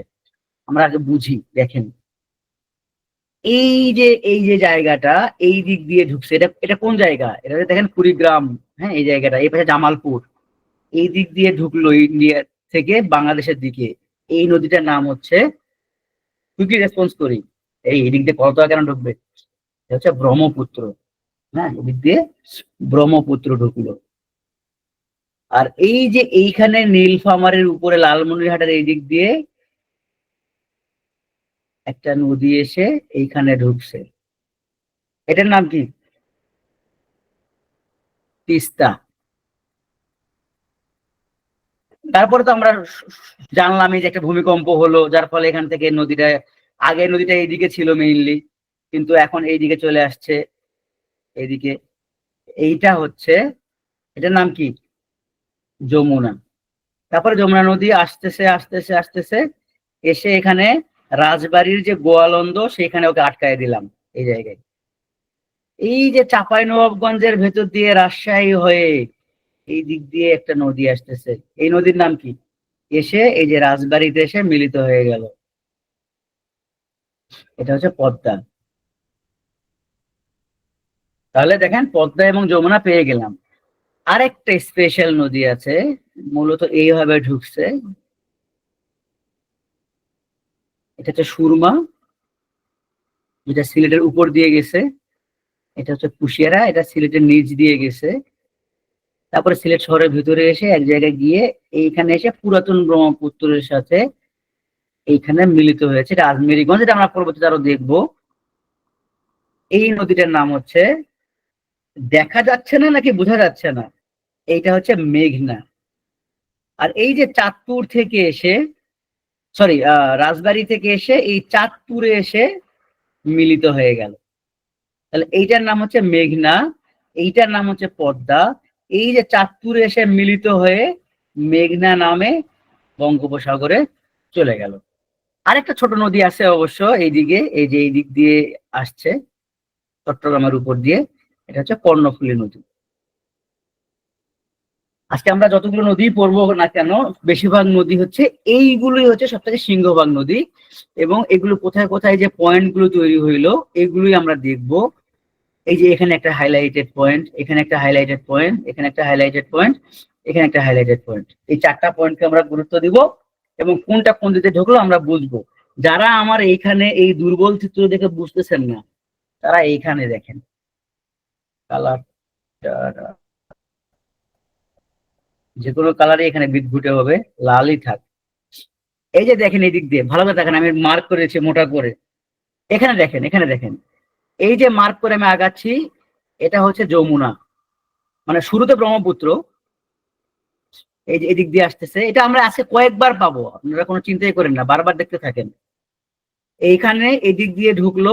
আচ্ছা, তাহলে আপনারা মানচিত্র বাদ দেন, এই চিত্র সামনে আমরা আরো ইজি ওয়েতে পাবো, সেখানে আমরা দেখবো। হ্যাঁ, আমরা এখন মেইনলি নদী বুঝি। আর এর আগের ক্লাসে আমরা পড়ে আসছি নদীর যৌবন কাল বা প্রাথমিক কাল সব মিলায়ে নদীর গতিপথ কয় প্রকার আমরা পড়ে আসছিলাম। 3 রকম। একটা আমরা পেয়েছিলাম ঊর্ধ্বগতি, একটা হচ্ছে মধ্যগতি, আর একটা হচ্ছে নিম্নগতি। এটা আমরা দেখছি। এই যে পুরো প্রসেসটা, এই পুরো প্রসেসে একটা নদী শুধু এককভাবে যায় না। কি কি ঘটে দেখেন। আমরা যখন এই নদীটাকে নিয়ে কথা বলতেছি, ধরেন এটা একটা নদী, এটা হচ্ছে প্রধান নদী। ভালো করে বোঝেন এটা কি, এটা প্রধান নদী। এখন এই প্রধান নদীকে যদি কোনো নদী পানি দান করে, অথবা আপনি বোঝেন যে কোনো নদী যদি অন্য কোনো নদীতে গিয়ে প্রবেশ করে, আপনার কাছে যেই লাইন ক্যাচি মনে হবে আপনি সেটা ধরেন, কোনো সমস্যা নেই। কোনো নদী যদি এসে প্রধান নদীতে পানি অ্যাড করে দেয়, পানি দান করে, পানি সংযুক্ত করে, তাহলে ওই নদীকে ওই মূল নদীর উপনদী বলবো। আবার আপনি বলতে পারেন যে কোন নদী প্রধান নদীর সাথে এসে মিলিত হলে সেটাকেও উপনদী বলে। যে কোনোটাকে আপনি ক্যাচ করতে পারেন। উপনদী বুঝছি। আর কোন নদী যদি প্রধান নদী থেকে পানি নিয়ে চলে যায়, বের করে ফেলে, মাইনাস করে ফেলে, পানি ভাগ করে ফেলে, অথবা এইভাবে মনে রাখতে পারেন, কোন নদী যদি প্রধান নদী থেকে বের হয়ে নতুন নাম ধারণ করে, নতুন নদী তৈরি করে, তাহলে সেটাকে বলবো আমরা শাখা নদী। এই তিনটা ব্যাপার ক্লিয়ার, উপনদী, শাখা নদী, মূল নদী। অনেক সময় দুইটা নদী বা দুইটা প্রধান নদী, এখন ওই দুইটা প্রধান নদীর মধ্যে একটা প্রধান নদী একটা উপনদীও হতে পারে, তবে ইন জেনারেলি যখন দুইটা প্রধান নদী এসে এক জায়গায় মিলিত হয়, তাহলে ওই যে মিলিত যে স্থান, এটাকে আমি আলাদা করে দিই, এই যে মিলিত যে স্থান, হ্যাঁ, সেখান থেকে উপরের দিকে যে ভি আকৃতির যে স্থলভাগ, এই যে স্থলভাগ, এইটাকে বলে দোআব। এটাকে কি বলে? দোআব। ভালো করে বোঝেন, যখন দুইটা নদী কোথাও এসে মিলিত হচ্ছে, সেইখানে যে স্থল ভাগটা তৈরি হয় মিলিত স্থানে, এইটাকে বলে দোআব। আর কোথাও যদি একটা নদী এসে ভাগ হয়ে যায়, বিভিন্ন দিকে ভাগ হয়ে যায় এরকম। তাহলে এই জায়গাতে ছোট ছোট যে স্থল ভাগগুলো তৈরি হয়, অনেকগুলো চর তৈরি হয়, এটাকে প্রথমে চরও বলে। এই দোয়াব মানে কি? এবার দোয়াব তো দেখালামই, এইটাই দোয়াব। এখন বাঙালিরা দোয়াব নাম রাখছে, এখন অন্য নাম আপনি একটা দেন তাহলে। এইটাকে বলে মোহনা। আর এই মোহনা যখন পরিপক্ক বা মৃত হয়ে যায়, সেটাকে আমরা কি বলবো? বদ্বীপ। হ্যাঁ, চর দিয়ে শুরু হবে, অনেকগুলো চর একত্র হয়ে বদ্বীপ তৈরি হবে। আশা করি ব্যাপারটা বুঝছেন যে কিভাবে এই নামগুলো তৈরি হইলো। এখন আমরা দেখি। আচ্ছা, এখানে পাবো মূল নদী থেকে বের হয়ে যায় শাখা নদী, মূল নদীতে এসে পতিত হয় উপনদী, এটা আমরা দেখছি। দোয়াব হচ্ছে দুইটা নদীর মধ্যবর্তী ভূমি। এই যে এখানে যদি ছবিটা দেখেন তাহলে এই জায়গাটা হচ্ছে দোয়াব। মোহনা হচ্ছে এই যে যেখান থেকে গিয়ে মানে, এখানে যদিও বলতে সাগরে এসে পতিত হয়, বাট এটা নট নেসেসারি সাগরে এসে পতিত হতে হবে। যেখানে এসে নদীটা বিস্তৃত হয়ে যায় সেই জায়গাটাকে মূলত মোহনা বলে। আচ্ছা, আন্তঃসীমান্ত নদী কোনগুলো? সেই নদীগুলো যেগুলো দুইটা দেশের বর্ডার শেয়ার করে, হ্যাঁ, বা দুইটা দেশের মধ্যে অবস্থান করে, এমন নদীগুলোকে মূলত আন্তঃসীমান্ত নদী বা অভিন্ন নদী বলে। তাহলে বাংলাদেশে আন্তঃসীমান্ত নদী দুইটা দেশ থেকে আসার সম্ভাবনাই আছে, একটা হচ্ছে মায়ানমার, একটা হচ্ছে ভারত। আচ্ছা, এই ছবিতে স্কিপ করি আমরা। বাংলাদেশে মোট আন্তঃসীমান্ত নদী কয়টি? 57টি। যদি কোনো কারণে পরীক্ষায় 57 না থেকে 58 থাকে তাহলে অ্যান্সারটা 58 হবে, কারণ 58 হচ্ছে আগে পড়ানো হতো। কিন্তু যৌথ নদী কমিশন হিসেবে বাংলাদেশের মোট আন্তঃসীমান্ত নদী 57টি। এই 57টি নদীর মধ্যে 54টি নদী ভারতের সাথে কানেক্টেড। দুইটাই থাক যেটাই থাক, অ্যান্সার 57। কোনো কারণে 57 না থাকলে সেক্ষেত্রে আপনি 58 দিতে পারেন, বাট অ্যাকচুয়াল অ্যান্সার 57, এটা একদম মানে লেজিট অ্যান্সার। ভারত বাংলাদেশের আন্তঃসীমান্ত নদী হচ্ছে 54টি। তাহলে মায়ানমারের সাথে কয়টা? মায়ানমারের সাথে কয়টা? 3টা, রাইট। তাহলে বাংলাদেশের সাথে মায়ানমারের আন্তঃসীমান্ত নদী 3টা, কি কি? নাফ, সাঙ্গু ও মাতামুহুরি। এটা একটু মুখস্থ করতে হবে, এই ব্যাপারে কোনো আসলে ছাড় নেই। কি কি? বাংলাদেশের মায়ানমারের আন্তঃসীমান্তবর্তী নদী 3টা, নাফ, সাঙ্গু ও মাতামুহুরি। আর বাংলাদেশের সাথে ভারতের আন্তঃসীমান্ত নদী কয়টা? 54টা। বাট ফরচুনেটলি একটা নদী আছে যেটা বাংলাদেশ থেকে ভারতে ঢুকছে, একটা নদী, সেইটা হচ্ছে কুলিক। তাহলে ভারত থেকে বাংলাদেশে প্রবেশ করছে কয়টা নদী? একটু ট্রিকি আকারে পরীক্ষায় আসলে আপনারা কিন্তু ভুল করে ফেলবেন। ভারত থেকে বাংলাদেশে আসছে 53টা নদী। হ্যাঁ, তাহলে এখানে যদি আমি একটু আস্তে করে যদি এভাবে লিখে দেই যে ইন্ডিয়া টু বিডি, তাহলে হচ্ছে 53টা নদী। আর তাহলে বাংলাদেশ এবং ভারত শেয়ার করে মোট নদী কয়টা? 54টা। অ্যান্সার একটু পেঁচিয়েও আসতে পারে। আচ্ছা, বাংলাদেশে আচ্ছা একটা নদী আছে, এটা কিন্তু পরীক্ষায় আসছিল, যেটার উৎপত্তি বাংলাদেশে, শেষ হয়েছে বাংলাদেশে একমাত্র, সেটা হচ্ছে হালদা নদী। একটাই নদী। এখানে নদী সম্পর্কে কিছু গুরুত্বপূর্ণ তথ্য আছে, গুরুত্বপূর্ণ বলতে এগুলো রিডিং, ইম্পর্টেন্ট অত না। এই যে দেখেন, দীর্ঘতম নদী হচ্ছে পদ্মা নদী, দ্বিতীয় দীর্ঘতম নদী হচ্ছে ইছা নদী, সরি ইছামতি নদী, সব থেকে বেশি জেলাতে প্রবাহিত হয়েছে পদ্মা নদী। আর বাকি এখানে যেগুলো আছে, আচ্ছা এইটা একটু ইম্পর্টেন্ট, এইটা একটু বলি। ক্ষুদ্রতম নদী হচ্ছে গাঙ্গিনা, এটা ময়মনসিংহে অবস্থিত। এই গাঙ্গিনা নদীতেই না, ওই যে অনেকেই মনে করে যে কোন জন্য ছিল, নূহ আলাইহিসসালামের যে নৌকা, সেটার একটা ওই টাইপের একটা নৌকার শেপ পাওয়া যায় এই নদীর এখানে। আপনারা কেউ ওই ওই এলাকার আছেন? মানে এই ধরনের একটা গল্প কিন্তু পরিচয়িত আছে এই গাঙ্গিনা নদীর ওইখানে। এই খবরটা জানেন নাকি, যে ওখানে একটা নৌকা শেপের একটা পাহাড়ের মতো আছে, সবাই চিন্তা করে যে ওখানে ওই নৌকাটা এখনো আছে। আচ্ছা, তাহলে আমরা কি কি পাইলাম? বাংলাদেশের খরস্রোতা নদী হচ্ছে কর্ণফুলী, দীর্ঘতম নদী হচ্ছে পদ্মা, প্রশস্ত এবং গভীরতম দুইটাই হচ্ছে মেঘনা। এবং এটার কারণটা কিন্তু আমরা দেখছি, লজিকটা আপনারা খেয়াল করছেন কিনা। যে মেঘনা যখন ধীরে ধীরে আরো নিচের দিকে আসতেছিল, সে আরো প্রশস্ত হয়ে গেছে, এবং প্রশস্ত হয়ে যাওয়া মানে তার গভীরতাও বাড়ছে। আর চরের সংখ্যা সব থেকে বেশি যমুনা নদীতে।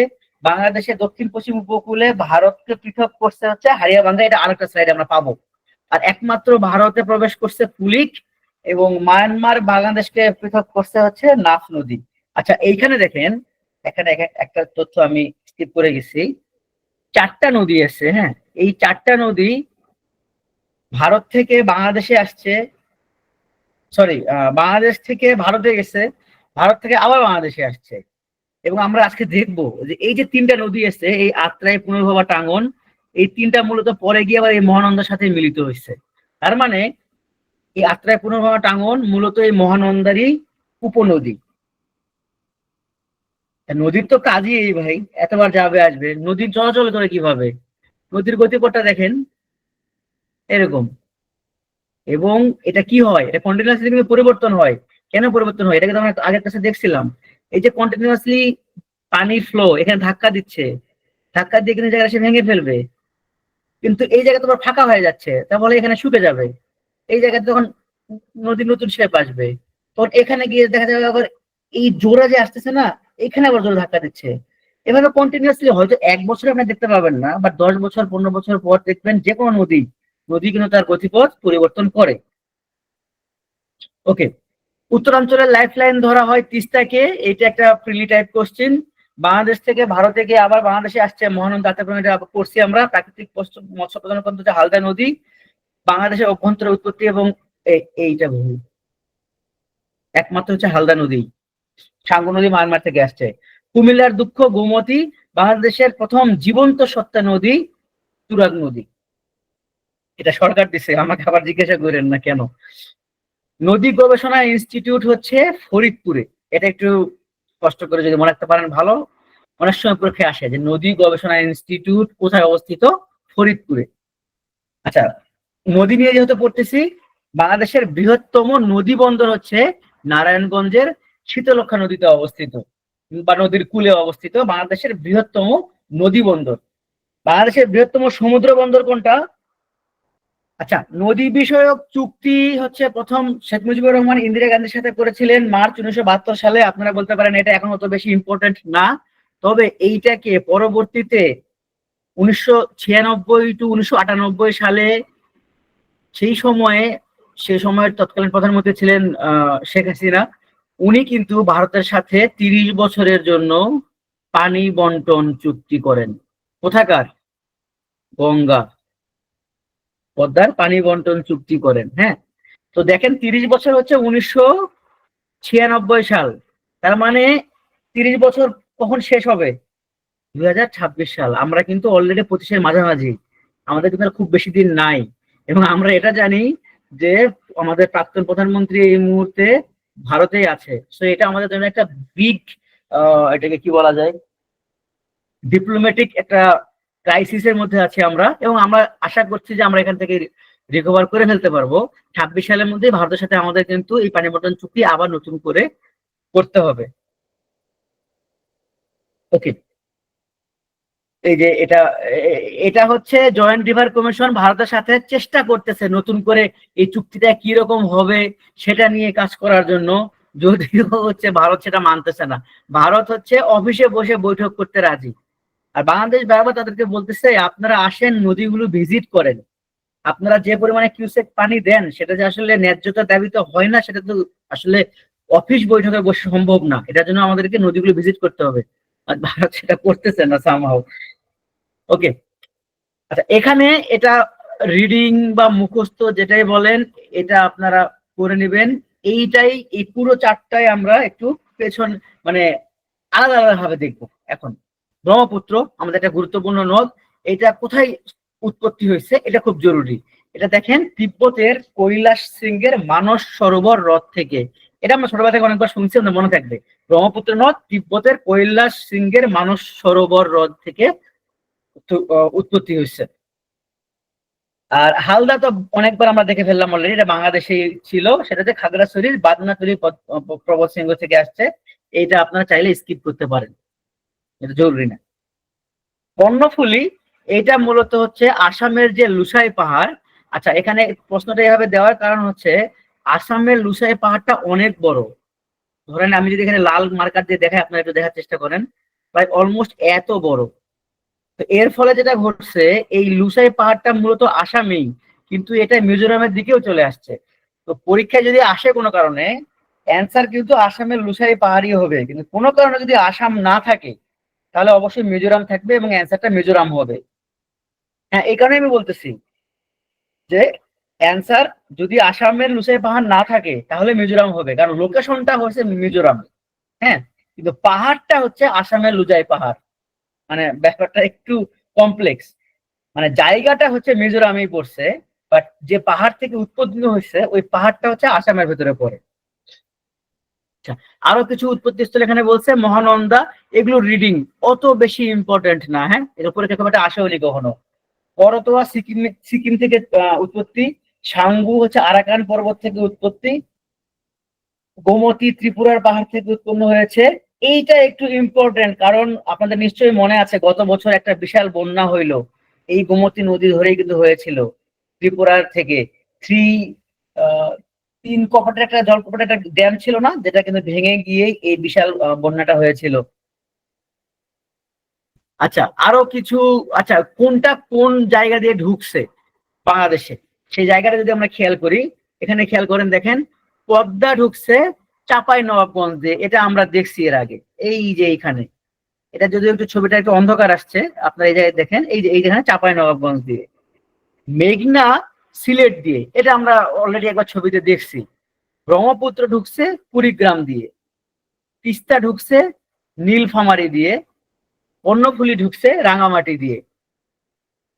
কর্ণফুলী এখানে যদি ছবিতে নাই, এই যে আমি দেখাই দিচ্ছি এরকম জায়গায়। এটা হচ্ছে রাঙামাটি। রাঙামাটি বলতে নিশ্চয়ই বুঝতে পারতেছেন, ওই যে আহ কাপ্তাই হ্রদ। কাপ্তাই হ্রদ হচ্ছে কর্ণফুলীর একটা বড় সোর্স। এই যে এই ছবিটাতে, এটা ছবিটা হয়তো একটু অ্যাকচুয়াল ছবি না হলেও দেখেন এখানে আমরা সহজে বুঝতে পারবেন যে কোন দিক দিয়ে নদীগুলো ঢুকতেছে। এই যে দেখেন ব্রহ্মপুত্রটা ঢুকলো, ব্রহ্মপুত্র ঢুকলো, খেয়াল করছেন? ঢুকলো কোথায়? কুড়িগ্রামের চিলমারিতে। তাহলে কুড়িগ্রামের চিলমারিতে তিস্তা এবং ব্রহ্মপুত্র এসে মিলিত হইল। হওয়ার পরে যে নদী হইল, সেই নদীর নাম কি? এভাবে কিন্তু মনে রাখতে হবে। আবারও বোঝেন, কুড়িগ্রাম এবং জামালপুরের ভেতর দিয়ে ব্রহ্মপুত্র নদ বাংলাদেশে ঢুকলো এবং লালমনিরহাটের ভেতর দিয়ে তিস্তা নদী ঢুকলো। এই দুইটা নদী মিলিত হলো কোথায়? এই দুইটা নদী মিলিত হইলো কুড়িগ্রামের চিলমারিতে। মিলিত হওয়ার পর কি নামে সামনে এগুলো? এটা অনেকেই ভুল করেন। মিলিত হওয়ার পর সে আসলে ব্রহ্মপুত্র নাম ধারণ করবে। হ্যাঁ, হ্যাঁ, আমি ছবি দিয়ে দিব, সমস্যা নেই। এই চিলমারির পরে এ ব্রহ্মপুত্র নাম ধরেই সামনে এগিয়ে আসবে। তারপরে সেই যে মনে আছে যে একটা ভূমিকম্প হয়েছিল 1847 সালে, কোথায়? জামালপুরের দেওয়ানগঞ্জে। এই যে জায়গাটা, এই যে দেখেন লেখা আছে বামে, জামালপুরের দেওয়ানগঞ্জ। আগে কিন্তু নদী এখানেই ছিল। এই যে পুরাতন ব্রহ্মপুত্র বলতেছি না, ওই নদী কিন্তু রয়ে গেছে, কিন্তু ওটা যে বিশাল যে নদী ছিল সেই নদী নাই, সেটা ছোট্ট একটা নদী হয়ে গেছে। এই কারণে এটার নাম হচ্ছে পুরাতন ব্রহ্মপুত্র। জায়গা পরিবর্তন করে নিচে চলে আসছে। এই যে ব্রহ্মপুত্র জামালপুরের আগ পর্যন্ত কিন্তু ব্রহ্মপুত্রই নাম। জামালপুর ঠিক যেই মুহূর্তে দেওয়ানগঞ্জ ক্রস করে ফেললো, একই নদী। হ্যাঁ, বোঝেন, একই নদী, কিন্তু নাম কি হয়ে গেল? যমুনা। একই নদী, হ্যাঁ, এটা মিস করা যাবে না কিন্তু। আচ্ছা, এবং যমুনা নদী এসে কোথায় আসলো? রাজবাড়ির গোয়ালন্দ ঘাটে আসলো। এইখানে আসার পর সে মিলিত হলো কার সাথে? পদ্মা নদী, যেটা চাঁপাই নবাবগঞ্জ দিয়ে ঢুকছে। খেয়াল করেন, তাহলে যমুনা নদী এবং পদ্মা নদী রাজবাড়ির গোয়ালন্দে যে মিলিত হইলো, তারপরে কি নামে সামনে এগুলো? তারপরে কিন্তু সে পদ্মা নামেই সামনে এগোতে থাকলো। যমুনার চ্যাপ্টার কিন্তু ক্লোজ, সে আবার পদ্মা নামে এগোতে থাকলো। এই এই পর্যন্ত ক্লিয়ার? কে কে বা বোঝেননি কি আছেন? দেখেন, চাঁদপুরের গোয়ালন্দের পরে মানে গোয়ালন্দে যমুনা এবং পদ্মা মিলিত হলো, বাট গোয়ালন্দের পরে এই নতুন যে নদীটা, এই নদীর নাম হইল পদ্মা। এই পদ্মা চাঁদপুর পর্যন্ত এসে এখানে থামলো, এখানে আমরা ওকে রেখে দিলাম। হ্যাঁ, এরপর আমরা ডান দিকে যাব, সিলেটে চলে যাব। দেখেন সিলেটের এই যে এই জায়গাটাকে কি ধরা যায়, এটা হচ্ছে জকিগঞ্জ মোস্ট প্রবাবলি ধরে। এই জকিগঞ্জের এই দিক দিয়ে ঢুকছে কুশিয়ারা নদী। হ্যাঁ, আর উপর দিয়ে তামাবিলের এই দিক দিয়ে ঢুকছে সুরমা নদী, যেটা সিলেট শহর দিয়ে গিয়ে কি যেন সুনামগঞ্জ হয়ে আবার চলে আসছে কোথায়, এই যে হবিগঞ্জের আজমেরিগঞ্জে এসে এই সুরমা এবং কুশিয়ারা মিলিত হয়ে নাম ধারণ করেছে মেঘনা। তাহলে বোঝেন, হবিগঞ্জ আজমেরিগঞ্জের আগ পর্যন্ত কিন্তু মেঘনা ছিল না, এবং এই মেঘনাই ভারতে আবার এই সুরমা কুশিয়ারাই কিন্তু ভাগ হয়েছে কোথায় দেখেন, এই যেটা ভারতে, এটার নাম হচ্ছে বরাক, একই নদী। এই বরাক নদী বাংলাদেশের এই বর্ডারের কাছে এসে কিন্তু দুই ভাগে ভাগ হয়ে গেছে। ভাগ হয়ে একটা হলো সুরমা, একটা হলো কুশিয়ারা। এই দুইটা এসে আজমেরিগঞ্জে এসে মিলিত হইল, এবং এসে, হ্যাঁ বরাক একটা পাহাড়ও, এখানে এসে মিলিত হয়ে কি নাম ধারণ করলো, নাম ধারণ করলো মেঘনা। আচ্ছা, এই মেঘনা নদী এসে আবার ভৈরবে আসলো। আমরা আসতেছি, এই সরি, ঠিক বলছেন, সরি সরি সরি, এটা ভুল হয়েছে এখানে, এটা ভুল ভুল, এটা কালনি হবে, এই ছবিতে ভুল আছে,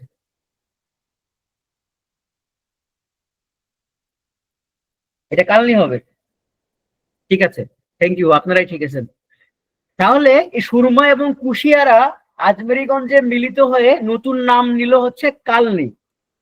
এখানেই লিখে দিই যাতে করে ভুল না হয়। নতুন নাম হলো কালনি। স্লাইড মতন না ভাই, এই ছবিটা তো আমি ডাউনলোড করছি, এখন এই ছবিটা মানে এটা তো একটা পিকচার, তো এটা তো আমি আসলে এডিট করতে পারিনি এবং এটা আসলে খেয়ালও করিনি। আচ্ছা, তাহলে এই কালনি কিশোরগঞ্জের ভৈরবে এখানে এসে দেখেন মিলিত হলো কার সাথে, পুরাতন ব্রহ্মপুত্রের সাথে। এই পুরাতন ব্রহ্মপুত্রের সাথে তাহলে কি কি মিলিত হইলো, কালনি এবং পুরাতন ব্রহ্মপুত্র, এবং নতুন যে নাম ধারণ করলো এইটার নাম হচ্ছে মেঘনা। এটুকু বুঝছি আমরা। দেখেন পুরাতন ব্রহ্মপুত্র এবং কালনি একত্রিত হয়ে নতুন নাম ধারণ করলো মেঘনা। এই মেঘনা নদী গিয়ে চাঁদপুরে পদ্মা নদীর সাথে একত্রিত হইলো। তারপরে সে সরাসরি বঙ্গোপসাগর পর্যন্ত চলে গেল। এই বঙ্গোপসাগর পর্যন্ত যাওয়ার যে রাস্তাটা, এই জায়গায় তার নতুন নাম হলো মেঘনা। তাহলে পুরো আমরা যে বাংলাদেশের যে গুরুত্বপূর্ণ যে নদীগুলো ছিল বা আছে, এই নদীগুলোর যে ফুল যে রুট আমরা ক্লিয়ার হলাম, কোন দিক দিয়ে কোন দিক দিয়ে আসছে, কোথায় কোথায় সংযুক্ত হয়েছে। কারো কোনো কোশ্চিন আছে এই জায়গায়, পরের স্লাইডে চলে যাব। কোশ্চিন থাকলে আপনারা করেন, আমি আপনার অ্যান্সার দিব। তাহলে আমরা একটু রিভিউ করে ফেলি। পদ্মা এবং যমুনা মিলিত হইল রাজবাড়ির গোয়ালন্দে। পদ্মা এবং মেঘনা মিলিত হইল চাঁদপুরে। এরপরে ব্রহ্মপুত্র এবং তিস্তা মিলিত হইল চিলমারিতে। সুরমা এবং কুশিয়ারা মিলিত হলো আজমেরিগঞ্জে। আরেকভাবে দেখেন, পদ্মা এবং যমুনা মিলিত হয়ে নতুন নাম ধারণ করলো পদ্মা। পদ্মা এবং মেঘনা মিলিত হয়ে নতুন নাম ধারণ করলো মেঘনা। ব্রহ্মপুত্র এবং তিস্তা মিলিত হয়ে নতুন নাম ধারণ করলো ব্রহ্মপুত্র। সুরমা এবং কুশিয়ারা মিলিত হয়ে নতুন নাম ধারণ করলো কালনি। ওকে, আবার বাঙালি এবং যমুনা নদী এই দুইটা মিলিত হয়ে নতুন নাম ধারণ করলো যমুনা। এগুলো পরীক্ষা আসার সম্ভাবনা কম, জাস্ট একটু দেখে রাখলেন। হালদা এবং কর্ণফুলী মিলিত হয়ে নতুন নাম ধারণ করলো কর্ণফুলী। আর এটা তো আমরা পড়ছি, পুরাতন ব্রহ্মপুত্র এবং মেঘনা, এটা আসলে মেঘনা না, অনেকে মেঘনা বলে, এটা কালনি, মিলিত হয়ে ভৈরব বাজারে এসে নাম ধারণ করলো মেঘনা। আচ্ছা, আমরা হচ্ছে কোথায় কোথায় মিলিত হলে দেখছি। এখন আমরা একটু উপনদী শাখা নদী দেখি। দেখেন পদ্মার উপনদী মহানন্দা। আচ্ছা, এইটা মুখস্থ, এইটা বোঝানো যাবে না, পরের ছবিতে আমরা বুঝবো। শুধু এখানে দেখেন পদ্মার উপনদী মহানন্দা, কিন্তু পদ্মার আবার শাখা নদী হচ্ছে এতগুলো। মহানন্দার আবার উপনদী হচ্ছে পুনর্ভবা, নাগর, টাঙ্গন, কুলিক। নিশ্চয়ই এই চারটা নদী কথা আপনাদের মনে পড়তেছে। এই চারটার মধ্যে এই তিনটে নদী ভারত থেকে মানে বাংলাদেশ থেকে ভারতে গিয়ে আবার বাংলাদেশে এসে কোথায় মিলিত হয়েছে? এই মহানন্দা নদীর সাথে মিলিত হয়েছে। আর এই যে কুলিক, এ কিন্তু বাংলাদেশ থেকে ভারতেই গেছে, কিন্তু ভারতে গিয়ে পতিত হয়েছে কোন নদীতে? পতিত হয়েছে আবার মহানন্দাতেই। কিন্তু এই যে কুলিক যে মহানন্দা নদীতে পতিত হলো, এই জায়গাটা কিন্তু বাংলাদেশে না, এই জায়গাটা ভারতে। এভাবে বলার কারণ হচ্ছে আপনারা যেন মনে রাখতে পারেন। এখানে আরো কিছু আছে, এই দুটা জুড়ি। আচ্ছা, ছবিটা ছবিটা পরে দেওয়া আছে, আরেকটা ছবি আছে, ওইটাতে আপনাদের খুব ভালোভাবে উপনদী শাখা নদী আশা করি বুঝাতে পারবো। আচ্ছা, মেঘনা তাহলে আমরা অলরেডি একবার পড়ে আসছি। মেঘনার উৎপত্তি কোথায় হলো? আসামের লুসাই পাহাড়ে। আসাম না থাকলে মিজোরাম। কোথায় গিয়ে পতিত হলো? বঙ্গোপসাগরে। এর শাখা নদী কি? আচ্ছা, মেঘনা, পদ্মা, মেঘনা, যমুনা, এই তিনটা যেহেতু গুরুত্বপূর্ণ, এই তিনটা একটু আমাদেরকে কিন্তু মুখস্থ করতেই হবে। হ্যাঁ, শাখা নদীর এই দুইটা তিতাস এবং ডাকাতিয়া ইম্পর্টেন্ট। আর উপনদী হচ্ছে, দেখেন এখানে তিতাস কিন্তু দুইবার হয়েছে, মানে কি একবার সে পানি জমা দিছে, আরেকবার আবার নিয়ে বের হয়ে গেছে। মনু, বাউলাই, তিতাস এবং গোমতী। পরীক্ষায় আসে হচ্ছে এইটা, এই গোমতীটা পরীক্ষায় বেশি আসে, যে মেঘনার উপনদী হচ্ছে গোমতী। ব্রহ্মপুত্র একবার পড়ে আসছি, তিব্বতের হিমালয়ের কৈলাস সিং এর মানস সরোবর থেকে উৎপত্তি হয়েছে। ব্রহ্মপুত্র গিয়ে পতিত হয়েছে কোথায়? মূলত এই ব্রহ্মপুত্রই তো পরবর্তীতে মেঘনা নাম ধারণ, সরি যমুনা নাম ধারণ করছে, কিন্তু পতিত হয়েছে গিয়ে মেঘনা নদীতে। আচ্ছা, ব্রহ্মপুত্রের শাখা নদী কি খেয়াল করছেন? বংশী শীতলক্ষা তো আছেই, কিন্তু ব্রহ্মপুত্রের একটা গুরুত্বপূর্ণ শাখা নদী হচ্ছে যমুনা। কারণ কি, ওই যে ব্রহ্মপুত্র যেখান থেকে শেষ হলো, সেখান থেকেই তো যমুনা নদী বের হয়ে চলে আসছে। আমরা কি জানি যে কোন নদী থেকে যদি একটা নদী বের হয়ে আসে, সেটা শাখা নদী। এই কারণেই যমুনাকে বলা হয় ব্রহ্মপুত্রের শাখা নদী। আর উপনদী হচ্ছে ধরলা এবং তিস্তা। পদ্মা নদী, এটা হচ্ছে হিমালয়ের পর্বতের গঙ্গোত্রী হিমবাহ থেকে উৎপত্তি, এটা একটু মনে রাখতে হবে, এটা মুখস্থ করতে হবে। ওই দেশটা মেঘনা, আমরা এটা অলরেডি দেখছি। পদ্মার একটা গুরুত্বপূর্ণ উপনদী হচ্ছে মহানন্দা, এবং মহানন্দার আবার অনেকগুলো উপনদী আছে, সেগুলো আমরা অলরেডি দেখছি। আর পদ্মার শাখা নদীগুলা, এগুলো আমরা সামনে একটা ট্রিতে দেখবো, সেখানে সহজ আপনারা বুঝতে পারবেন, এটা আমরা দেখে ফেলছি। আচ্ছা, কুমিল্লা উৎপত্তি স্থল হচ্ছে, সরি, কর্ণফুলী, এটা হচ্ছে মিজোরামের লুসাই পাহাড়ে, এটা গিয়ে বঙ্গোপসাগরে পতিত হচ্ছে। এটার একমাত্র শাখা নদী হচ্ছে মাইনি। আর উপনদী হচ্ছে হালদা, বোয়ালখালী, কাসালং। পরীক্ষায় আসে হচ্ছে এইটা বেশি, হালদা। আচ্ছা, গোমতী একটু আগে আমরা দেখে আসছি, গোমতী হচ্ছে মেঘনার উপনদী। দেখেন পতিত হচ্ছে কোথায় গিয়ে? মেঘনাতেই। তো যেখানে পতিত হয় সেইটার উপনদী কিন্তু ওই নদীটা। দেখেন গোমতী গিয়ে পতিত হচ্ছে কোথায়? মেঘনাতে। তার মানে গোমতী হচ্ছে মেঘনার উপনদী। আচ্ছা, এখানে আর বেশি এত কিছু দরকার নাই। করতোয়া গিয়ে পতিত হচ্ছে যমুনাতে। সাঙ্গু পতিত হচ্ছে বঙ্গোপসাগরে, এটা জরুরি না, এগুলো জরুরি না। উৎপত্তি হালদা অনেকবার পড়ে ফেলছি অলরেডি, এটাও জরুরি না। এই যে আমি এইটার কথা বলতেছিলাম, আপনারা এইটা প্রিন্ট করবেন। আমি প্রয়োজনে এটার ছবি আপনাদের টেলিগ্রাম গ্রুপে দিয়ে দিব, অথবা আপনারা এখান থেকে একটা স্ক্রিনশট নিয়ে নিতে পারেন। আচ্ছা, প্রিন্ট লেখাটা বাদ দিয়ে দিই, আপনারা এইটাই দিতে পারবেন। জাস্ট আমি এই জায়গায় আসতে করে প্রিন্ট লিখে দিই, এটা প্রিন্ট করবেন। হ্যাঁ, এটা প্রিন্ট করে আপনারা আপনার টেবিলের সামনে দিয়ে দিতে পারেন। এখানে আপনার ট্রিটা খেয়াল করেন, এই যে যেখানে এইরকম মার্ক করা আছে, এটাকে আমরা প্রধান নদী ধরতেছি। তাহলে বাংলাদেশের প্রধান নদী কি কি দেখেন? পদ্মা, এই যে ব্রহ্মপুত্রের পর যমুনা, এই দিক দিয়ে হচ্ছে কালনির পরে মেঘনা, তারপরে পুরোটাই মেঘনা। এখানে ছবিতে দেখলেই আপনারা বুঝতে পারবেন, খেয়াল করেন যে যেই নদীগুলা উপনদী, আমরা তো বাংলাদেশ কিন্তু একদিক থেকে লাকি। হ্যাঁ, যেমন ছোটবেলাতে আমি নিজে এটা ভুল বুঝতাম, আমি মনে করতাম কি নদী সবসময় উত্তর থেকে দক্ষিণ দিকে যাতায়াত করে। নদী তো আসলে উত্তর থেকে দক্ষিণে যাতায়াত করে না। নদী আসলে, নদী কোন দিকে যায় বলেন তো? নদীর লজিকটা কি? নদী কোন দিক থেকে কোন দিকে যায়?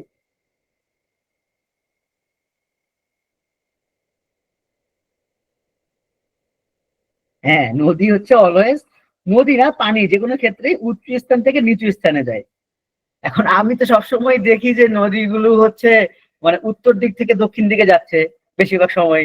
এই কারণে আমার কাছে মনে হয় ছোটবেলায় যে নদী হচ্ছে উত্তর থেকে দক্ষিণ দিকে যায়। তো এইটা এখন ছোটবেলায় আমি ভুল বোঝার কারণে হোক আর যেটাই হোক, এইটা কিন্তু আমাকে এই যে উপনদী শাখা নদী মনে রাখতে একটা বিশাল হেল্প করে দিচ্ছে। আপনারা এইখানে খেয়াল করেন, এই যে পদ্মা নদীটাই দেখেন, এই পদ্মা নদীর সব উপনদীগুলো উপরে, এই যে খেয়াল করেন এইদিকে। হ্যাঁ, কারণ হচ্ছে এই উপর থেকেই এই নদীগুলো এসে এই পদ্মা নদীতে কি করছে, পানি জমা দিছে বা হচ্ছে পানি প্রবেশ করছে বা নদীতে জয়েন করছে। আর নদী থেকে যেগুলা বের হয়ে গেছে সেগুলো হচ্ছে দক্ষিণ দিকে বা নিচের দিকে, এই নদী থেকে বের হয়ে আসছে। খেয়াল করেন, মানে এটা মনে রাখার একটা ট্যাকটিক্স, এটার কোনো লজিক্যাল ব্যাখ্যা আসলে নাই। হ্যাঁ, এই এই কারণে এই পদ্মার উপনদী এবং শাখা নদীটা সহজে মনে থাকে। আর মেঘনা বা এগুলো যদি দেখান আপনি সহজে বুঝতে পারবেন যে ইম্পর্টেন্ট কোনগুলো, সেটা তো আমি বলে দিচ্ছি যে ওই কটা পড়লেই হবে।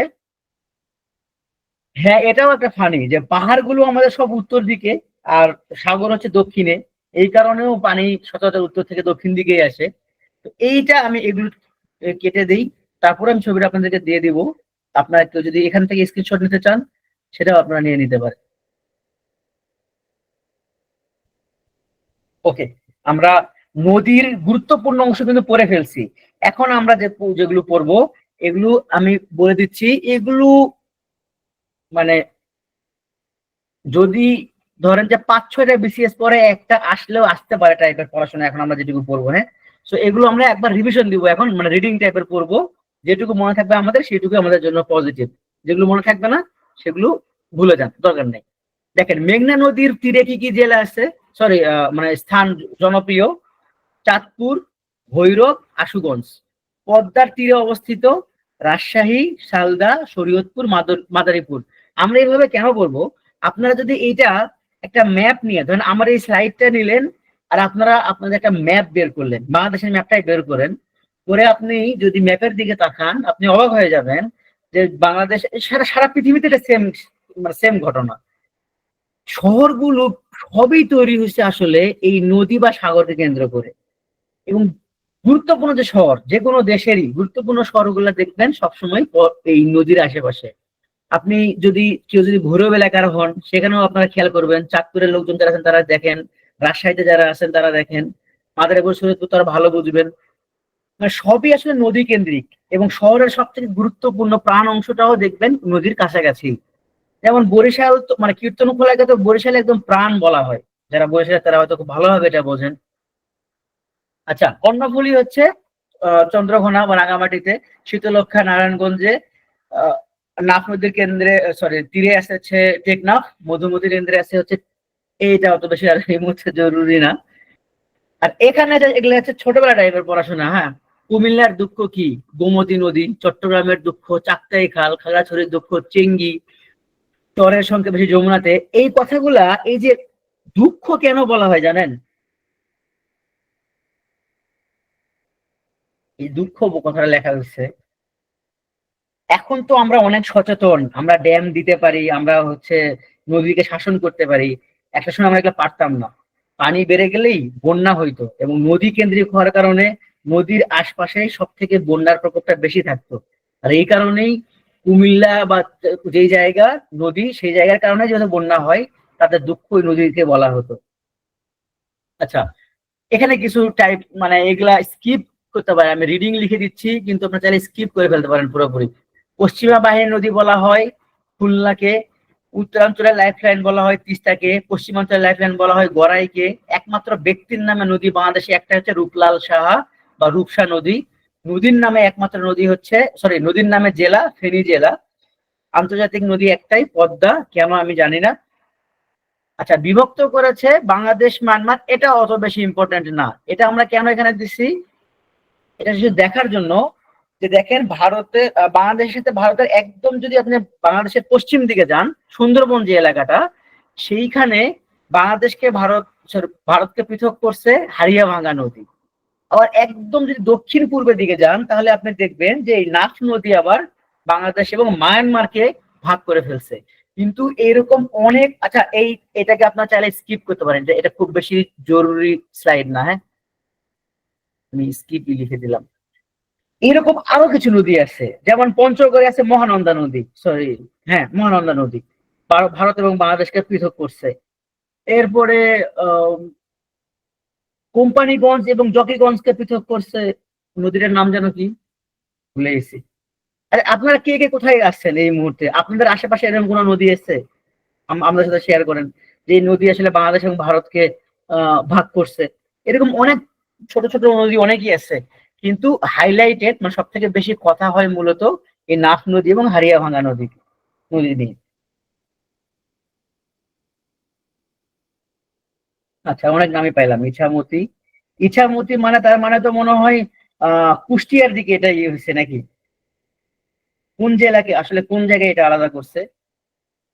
আর সুরমা তো এটা আমরা জানি, এই যে সিলেট এবং সুনামগঞ্জের ওই জায়গাতে হচ্ছে ভারতের সাথে আলাদা করছে। ইছামতি দিনাজপুরে। আচ্ছা, আচ্ছা, আমরা একটু নদী কেন্দ্র যেহেতু পড়তেছি একটু বিল দেখি। বাংলাদেশের একমাত্র সীমান্ত বিল ধরা হয় তামা বিলকে, এটা একটা জাস্ট তথ্য।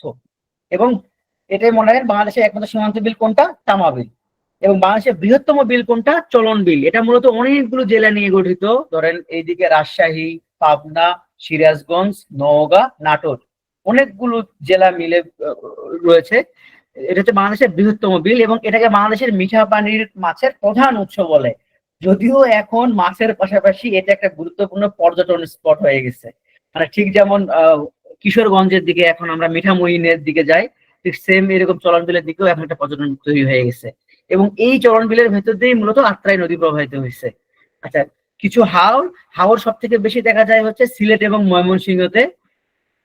এগুলো আপনারা রিডিং করবেন, যদি মনে থাকে ভালো, না থাকলে কোনো দিন। আচ্ছা, আমি যেটা গুরুত্বপূর্ণ গুলো একটু ইয়ে করে দেই। তামাবিল সিলেট, এটা আসে।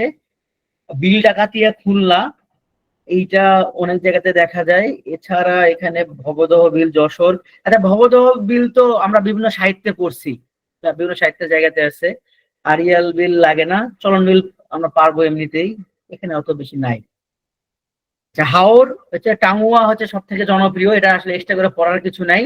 তবে বাংলাদেশের বৃহত্তম হাওর এইটুকুই, বাকিটুকু বাদ দেন, এইটুকু শুধু মনে রাখেন, বাংলাদেশের বৃহত্তম হাওর হচ্ছে হাকালুকি হাওর। আর বাংলাদেশের ক্ষুদ্রতম হাওর হচ্ছে বুরবুক হাওর। এই দুইটা একটু শুধু মনে রাখেন, বাংলাদেশের বৃহত্তম হাওর কোনটা, হাকালুকি হাওর, এবং ক্ষুদ্রতম হাওর হচ্ছে বুরবুক হাওর। এবং দেখেন টাঙ্গুয়া হাওর, এটা এখন তো একটা মানে যদিও রামসার সাইট ধরা হয়, কিন্তু আমাদের দেশের সব থেকে গুরুত্বপূর্ণ যদি পর্যটন সাইট যদি 5টা হয়, তার মধ্যে টাঙ্গুয়ার হাওর একটা। এটা একটা স্থানীয় নাম আছে, পরীক্ষার জন্য জরুরি না, বাট আপনারা মনে রাখতে পারেন। 9 কুড়ি 6 কান্দা বিল। এই টাঙ্গুয়ার হাওরে যাননি কে বলেন তো? গেছেন তো অনেক মানুষ পাওয়া যাবে, যাননি কে? গত বছর যাওয়ার সৌভাগ্য হয়েছিল, এই অনেকেই যাননি। এই টাঙ্গুয়ার হাওরের দিকে কেউ আছেন নাকি? দাওয়াত দেন আমাদেরকে। আচ্ছা, একটা আপুকে পাইছি আমরা কিন্তু। আচ্ছা, এখানে একটা মজার বিষয়, টাঙ্গুয়া হাওরে কিন্তু বেশিরভাগ মানুষজন যায় হচ্ছে সুনামগঞ্জ দিয়ে, কিন্তু এই হাওরটার সিংহভাগ পড়ছে কোন জেলায়? আপু আপনি বলেন, যেহেতু আপনার এলাকা, এই হাওরের বেশিরভাগ অংশ পড়ছে কোন জেলায়? সবাই সবসময় দেখবেন বলবে যে সুনামগঞ্জ যাব, সুনামগঞ্জ যাব, সুনামগঞ্জ, এবং সুনামগঞ্জ দিয়েই যায়। আরে আমার নেত্রকোনা থেকে তো অনেকেই আছেন। টাঙ্গুয়ার সিংহভাগ জায়গা কিন্তু হচ্ছে নেত্রকোনায়। কিছু অংশ আছে সুনামগঞ্জে, কিছু অংশ আছে হবিগঞ্জে, বাট গুরুত্বপূর্ণ অংশটাই হচ্ছে নেত্রকোনায়। আচ্ছা, হাওর ধরে দেখলাম। বাওর, বাওর শুধু এইটুকুই মনে রাখেন, বাংলাদেশের বৃহত্তম বাওর হচ্ছে পোড়া পোড়া বাওর, আর ক্ষুদ্রতম বাওর হচ্ছে সারজাত বাওর। তবে ইন্টারেস্টিং ব্যাপার হচ্ছে এটা কখনো কোনো পরীক্ষায় আসেনি, সো এটাকে আমি লেস ইম্পর্টেন্ট লিখে দিলাম। আচ্ছা, কিছু চর, এখান থেকে একবারে একটা প্রশ্ন আসছিল, সেটা হচ্ছে যে কোথায় গেল প্রশ্নটা, চর কুকরি মুকরি কোন জেলায় অবস্থিত? এটা হচ্ছে ভোলাতে। এছাড়া এখান থেকে কোনো ধরনের প্রশ্ন আসেনি। তো ওইখান থেকে আমরা ধরে নিতে পারি জনপ্রিয় চর যদি আমরা মনে রাখতে পারি, চর ফ্যাশন। তারপরে এখানে আর, আচ্ছা, ফেনীর একমাত্র চর হচ্ছে মুহুরীর চর, এটা একটু মনে রাখতে পারি। আর নোয়াখালীতে আন্ডারে পরে হচ্ছে ভাসান চর, এইটা আমাদের মনে রাখাটা জরুরি। কারণ হচ্ছে ভাসান চর হচ্ছে একটু ইম্পর্টেন্ট, কারণ হচ্ছে এই ভাসান চরে হচ্ছে, আপনারা বলেন ভাসান চর কেন বিখ্যাত, মানে কেন ভাসান চরকে এত প্রায়োরিটি দেওয়া হচ্ছে?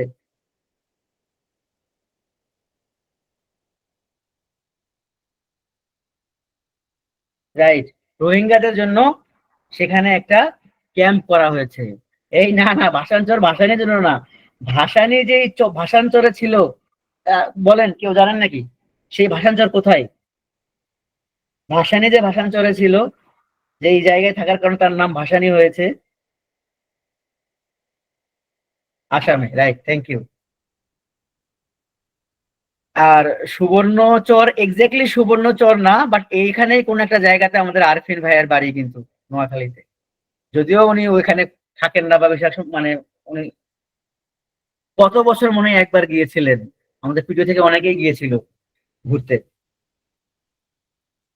বাট উনি বড় হয়েছেন সন্দ্বীপে, তারপরে চট্টগ্রামে, তারপরে আম, ওনার কলেজ হচ্ছে কুমিল্লাতে, এগুলো তো হয়তো আপনারা জানেনই।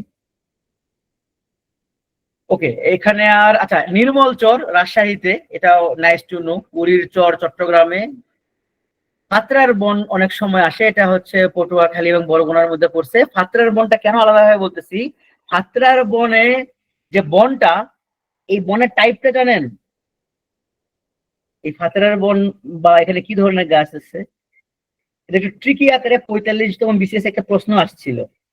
হ্যাঁ, এটা হচ্ছে ঝাউবন তো বটেই, এটা হচ্ছে মূলত সুন্দরবনেরই এক্সটেনশন। হ্যাঁ, এটা কিন্তু সুন্দরবনেরই। আমরা মূলত সুন্দরবন বলতে কি পড়ি বলেন তো? আহ সাতক্ষীরা, খুলনা এবং বাগেরহাট। কিন্তু সুন্দরবনের একটা এক্সটেনশন কিন্তু বরগুনা এবং পটুয়াখালীতে হয়েছে, এবং ওই অংশটাই হচ্ছে এই এই এই পটুয়াখালীর ফাতরা বন পর্যন্ত পড়ে আর কি। এখানে আর কিছু এরকম নাই। আচ্ছা, সব থেকে বেশি হচ্ছে চর, বাংলাদেশের সব থেকে বেশি চর যমুনা নদীতে, এবং কিন্তু সব থেকে বেশি দ্বীপ বা এই টাইপের চর যেগুলো, সেগুলো সব ভোলাতে। আচ্ছা, একটা প্রশ্ন করি তাহলে আপনাদেরকে, যেটার নাম নিঝুম দ্বীপ কোন জেলাতে অবস্থিত?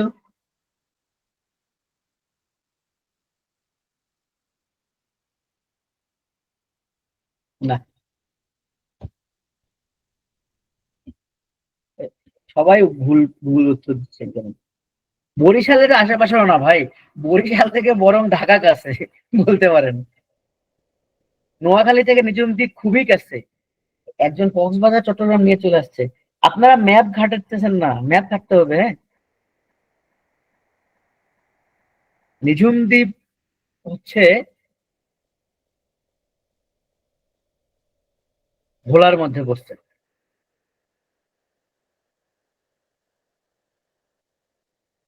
আচ্ছা, মোটামুটি হচ্ছে শেষ। ও আচ্ছা, বাঁধ, নদীর উপরে যেহেতু বাঁধ, দুইটা বাঁধ, এখানে দুইটাই গুরুত্বপূর্ণ বাঁধ, একটা হচ্ছে ভারাক্কা বাঁধ, একটা টিপাইমুখ বাঁধ। এগুলো থেকে পরীক্ষায় আমার প্রশ্ন আসবে না, এটা মোটামুটি শিওর থাকেন।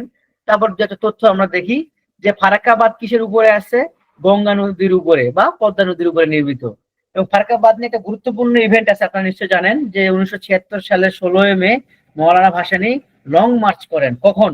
যখন ভারত এই ফারাক্কা বাঁধ দেওয়া শুরু করেন, তখন তখন ওনার কিন্তু অনেক বয়স সে সময়। উনি ওই বয়সেও কিন্তু এই ফারাক্কা বাঁধ যেন না দিতে পারে ভারত সরকার, সেটার জন্য লং মার্চ করেছিলেন। এই সেই ফারাক্কা বাঁধ। আর টিপাই মুখ বাঁধ, এটা রিসেন্ট যেহেতু টপিক একটা, এটা হচ্ছে ভারতের মণিপুর রাজ্যে অবস্থিত। এটা বরাক নদীর তীরে অবস্থিত। তিস্তা বাঁধ আমরা নেক্সট ক্লাসে, ওই সরি, আমাদের লাস্ট ক্লাসে এটা আরো ডিটেইলস আছে, তো আজকে এটা জরুরি না। বাকল্যান্ড বাঁধ, এটা যারা যদি কেউ ঢাকার থাকেন বা দক্ষিণবঙ্গে থাকেন, তারা অনেকেই এটা দেখছেন, নাম জানেন না, শুধু তাদের জন্য বলি। এই যে সদরঘাট যে জায়গাটা, সদরঘাট থেকে একদম টানা পোস্তগোলা ব্রিজটা নিশ্চয়ই দেখছেন আপনারা, তারও পরে প্রায় অনেক দূর এই যে পুরো জায়গাতে যে বাঁধটা, এই বাঁধটাকে মূলত বলা হয় বাকল্যান্ড বাঁধ। দক্ষিণবঙ্গের যা তারা নিশ্চয়ই তো এটা চিনেনি, এটা সদরঘাটে অবস্থিত। শেষ মোটামুটি। আচ্ছা, নিঝুম দ্বীপ হচ্ছে হাতিয়াতে। এই নিঝুম দ্বীপ হাতিয়াতে। আচ্ছা, একটা মুভি, ও সরি সরি সরি, আমি ভুলে ফেলছি, হ্যাঁ, মনপুরা দ্বীপ। সরি, মানে ওই যে ছোটবেলায় একটা মুভি দেখছিলাম, তো ছোট না তখন, বেশ বড়ই। মনপুরা দ্বীপ, মনপুরা দ্বীপ হচ্ছে ভোলার ভোলাতে অবস্থিত। ওইটা আমার মাথার মধ্যে, মানে চঞ্চল চৌধুরীর চেহারাটা বারবার আমার মাথায় আসতেছিল, এই কারণে আপনাদের ওটা জিজ্ঞাসা করছি, সরি। আচ্ছা, কারো কোনো প্রশ্ন আছে? আজকের টপিকটা কিন্তু বেশ ছোট, কিন্তু এখান থেকে 1 মার্ক আসবে, সুতরাং এবং খুব সহজেই গ্র্যাপ করতে পারবেন, কারণ খুব বেশি মুখস্থ করার কিছু নাই, সবই বোঝার, একবার রিভিশন দিলে সবই মনে থাকবে আপনাদের।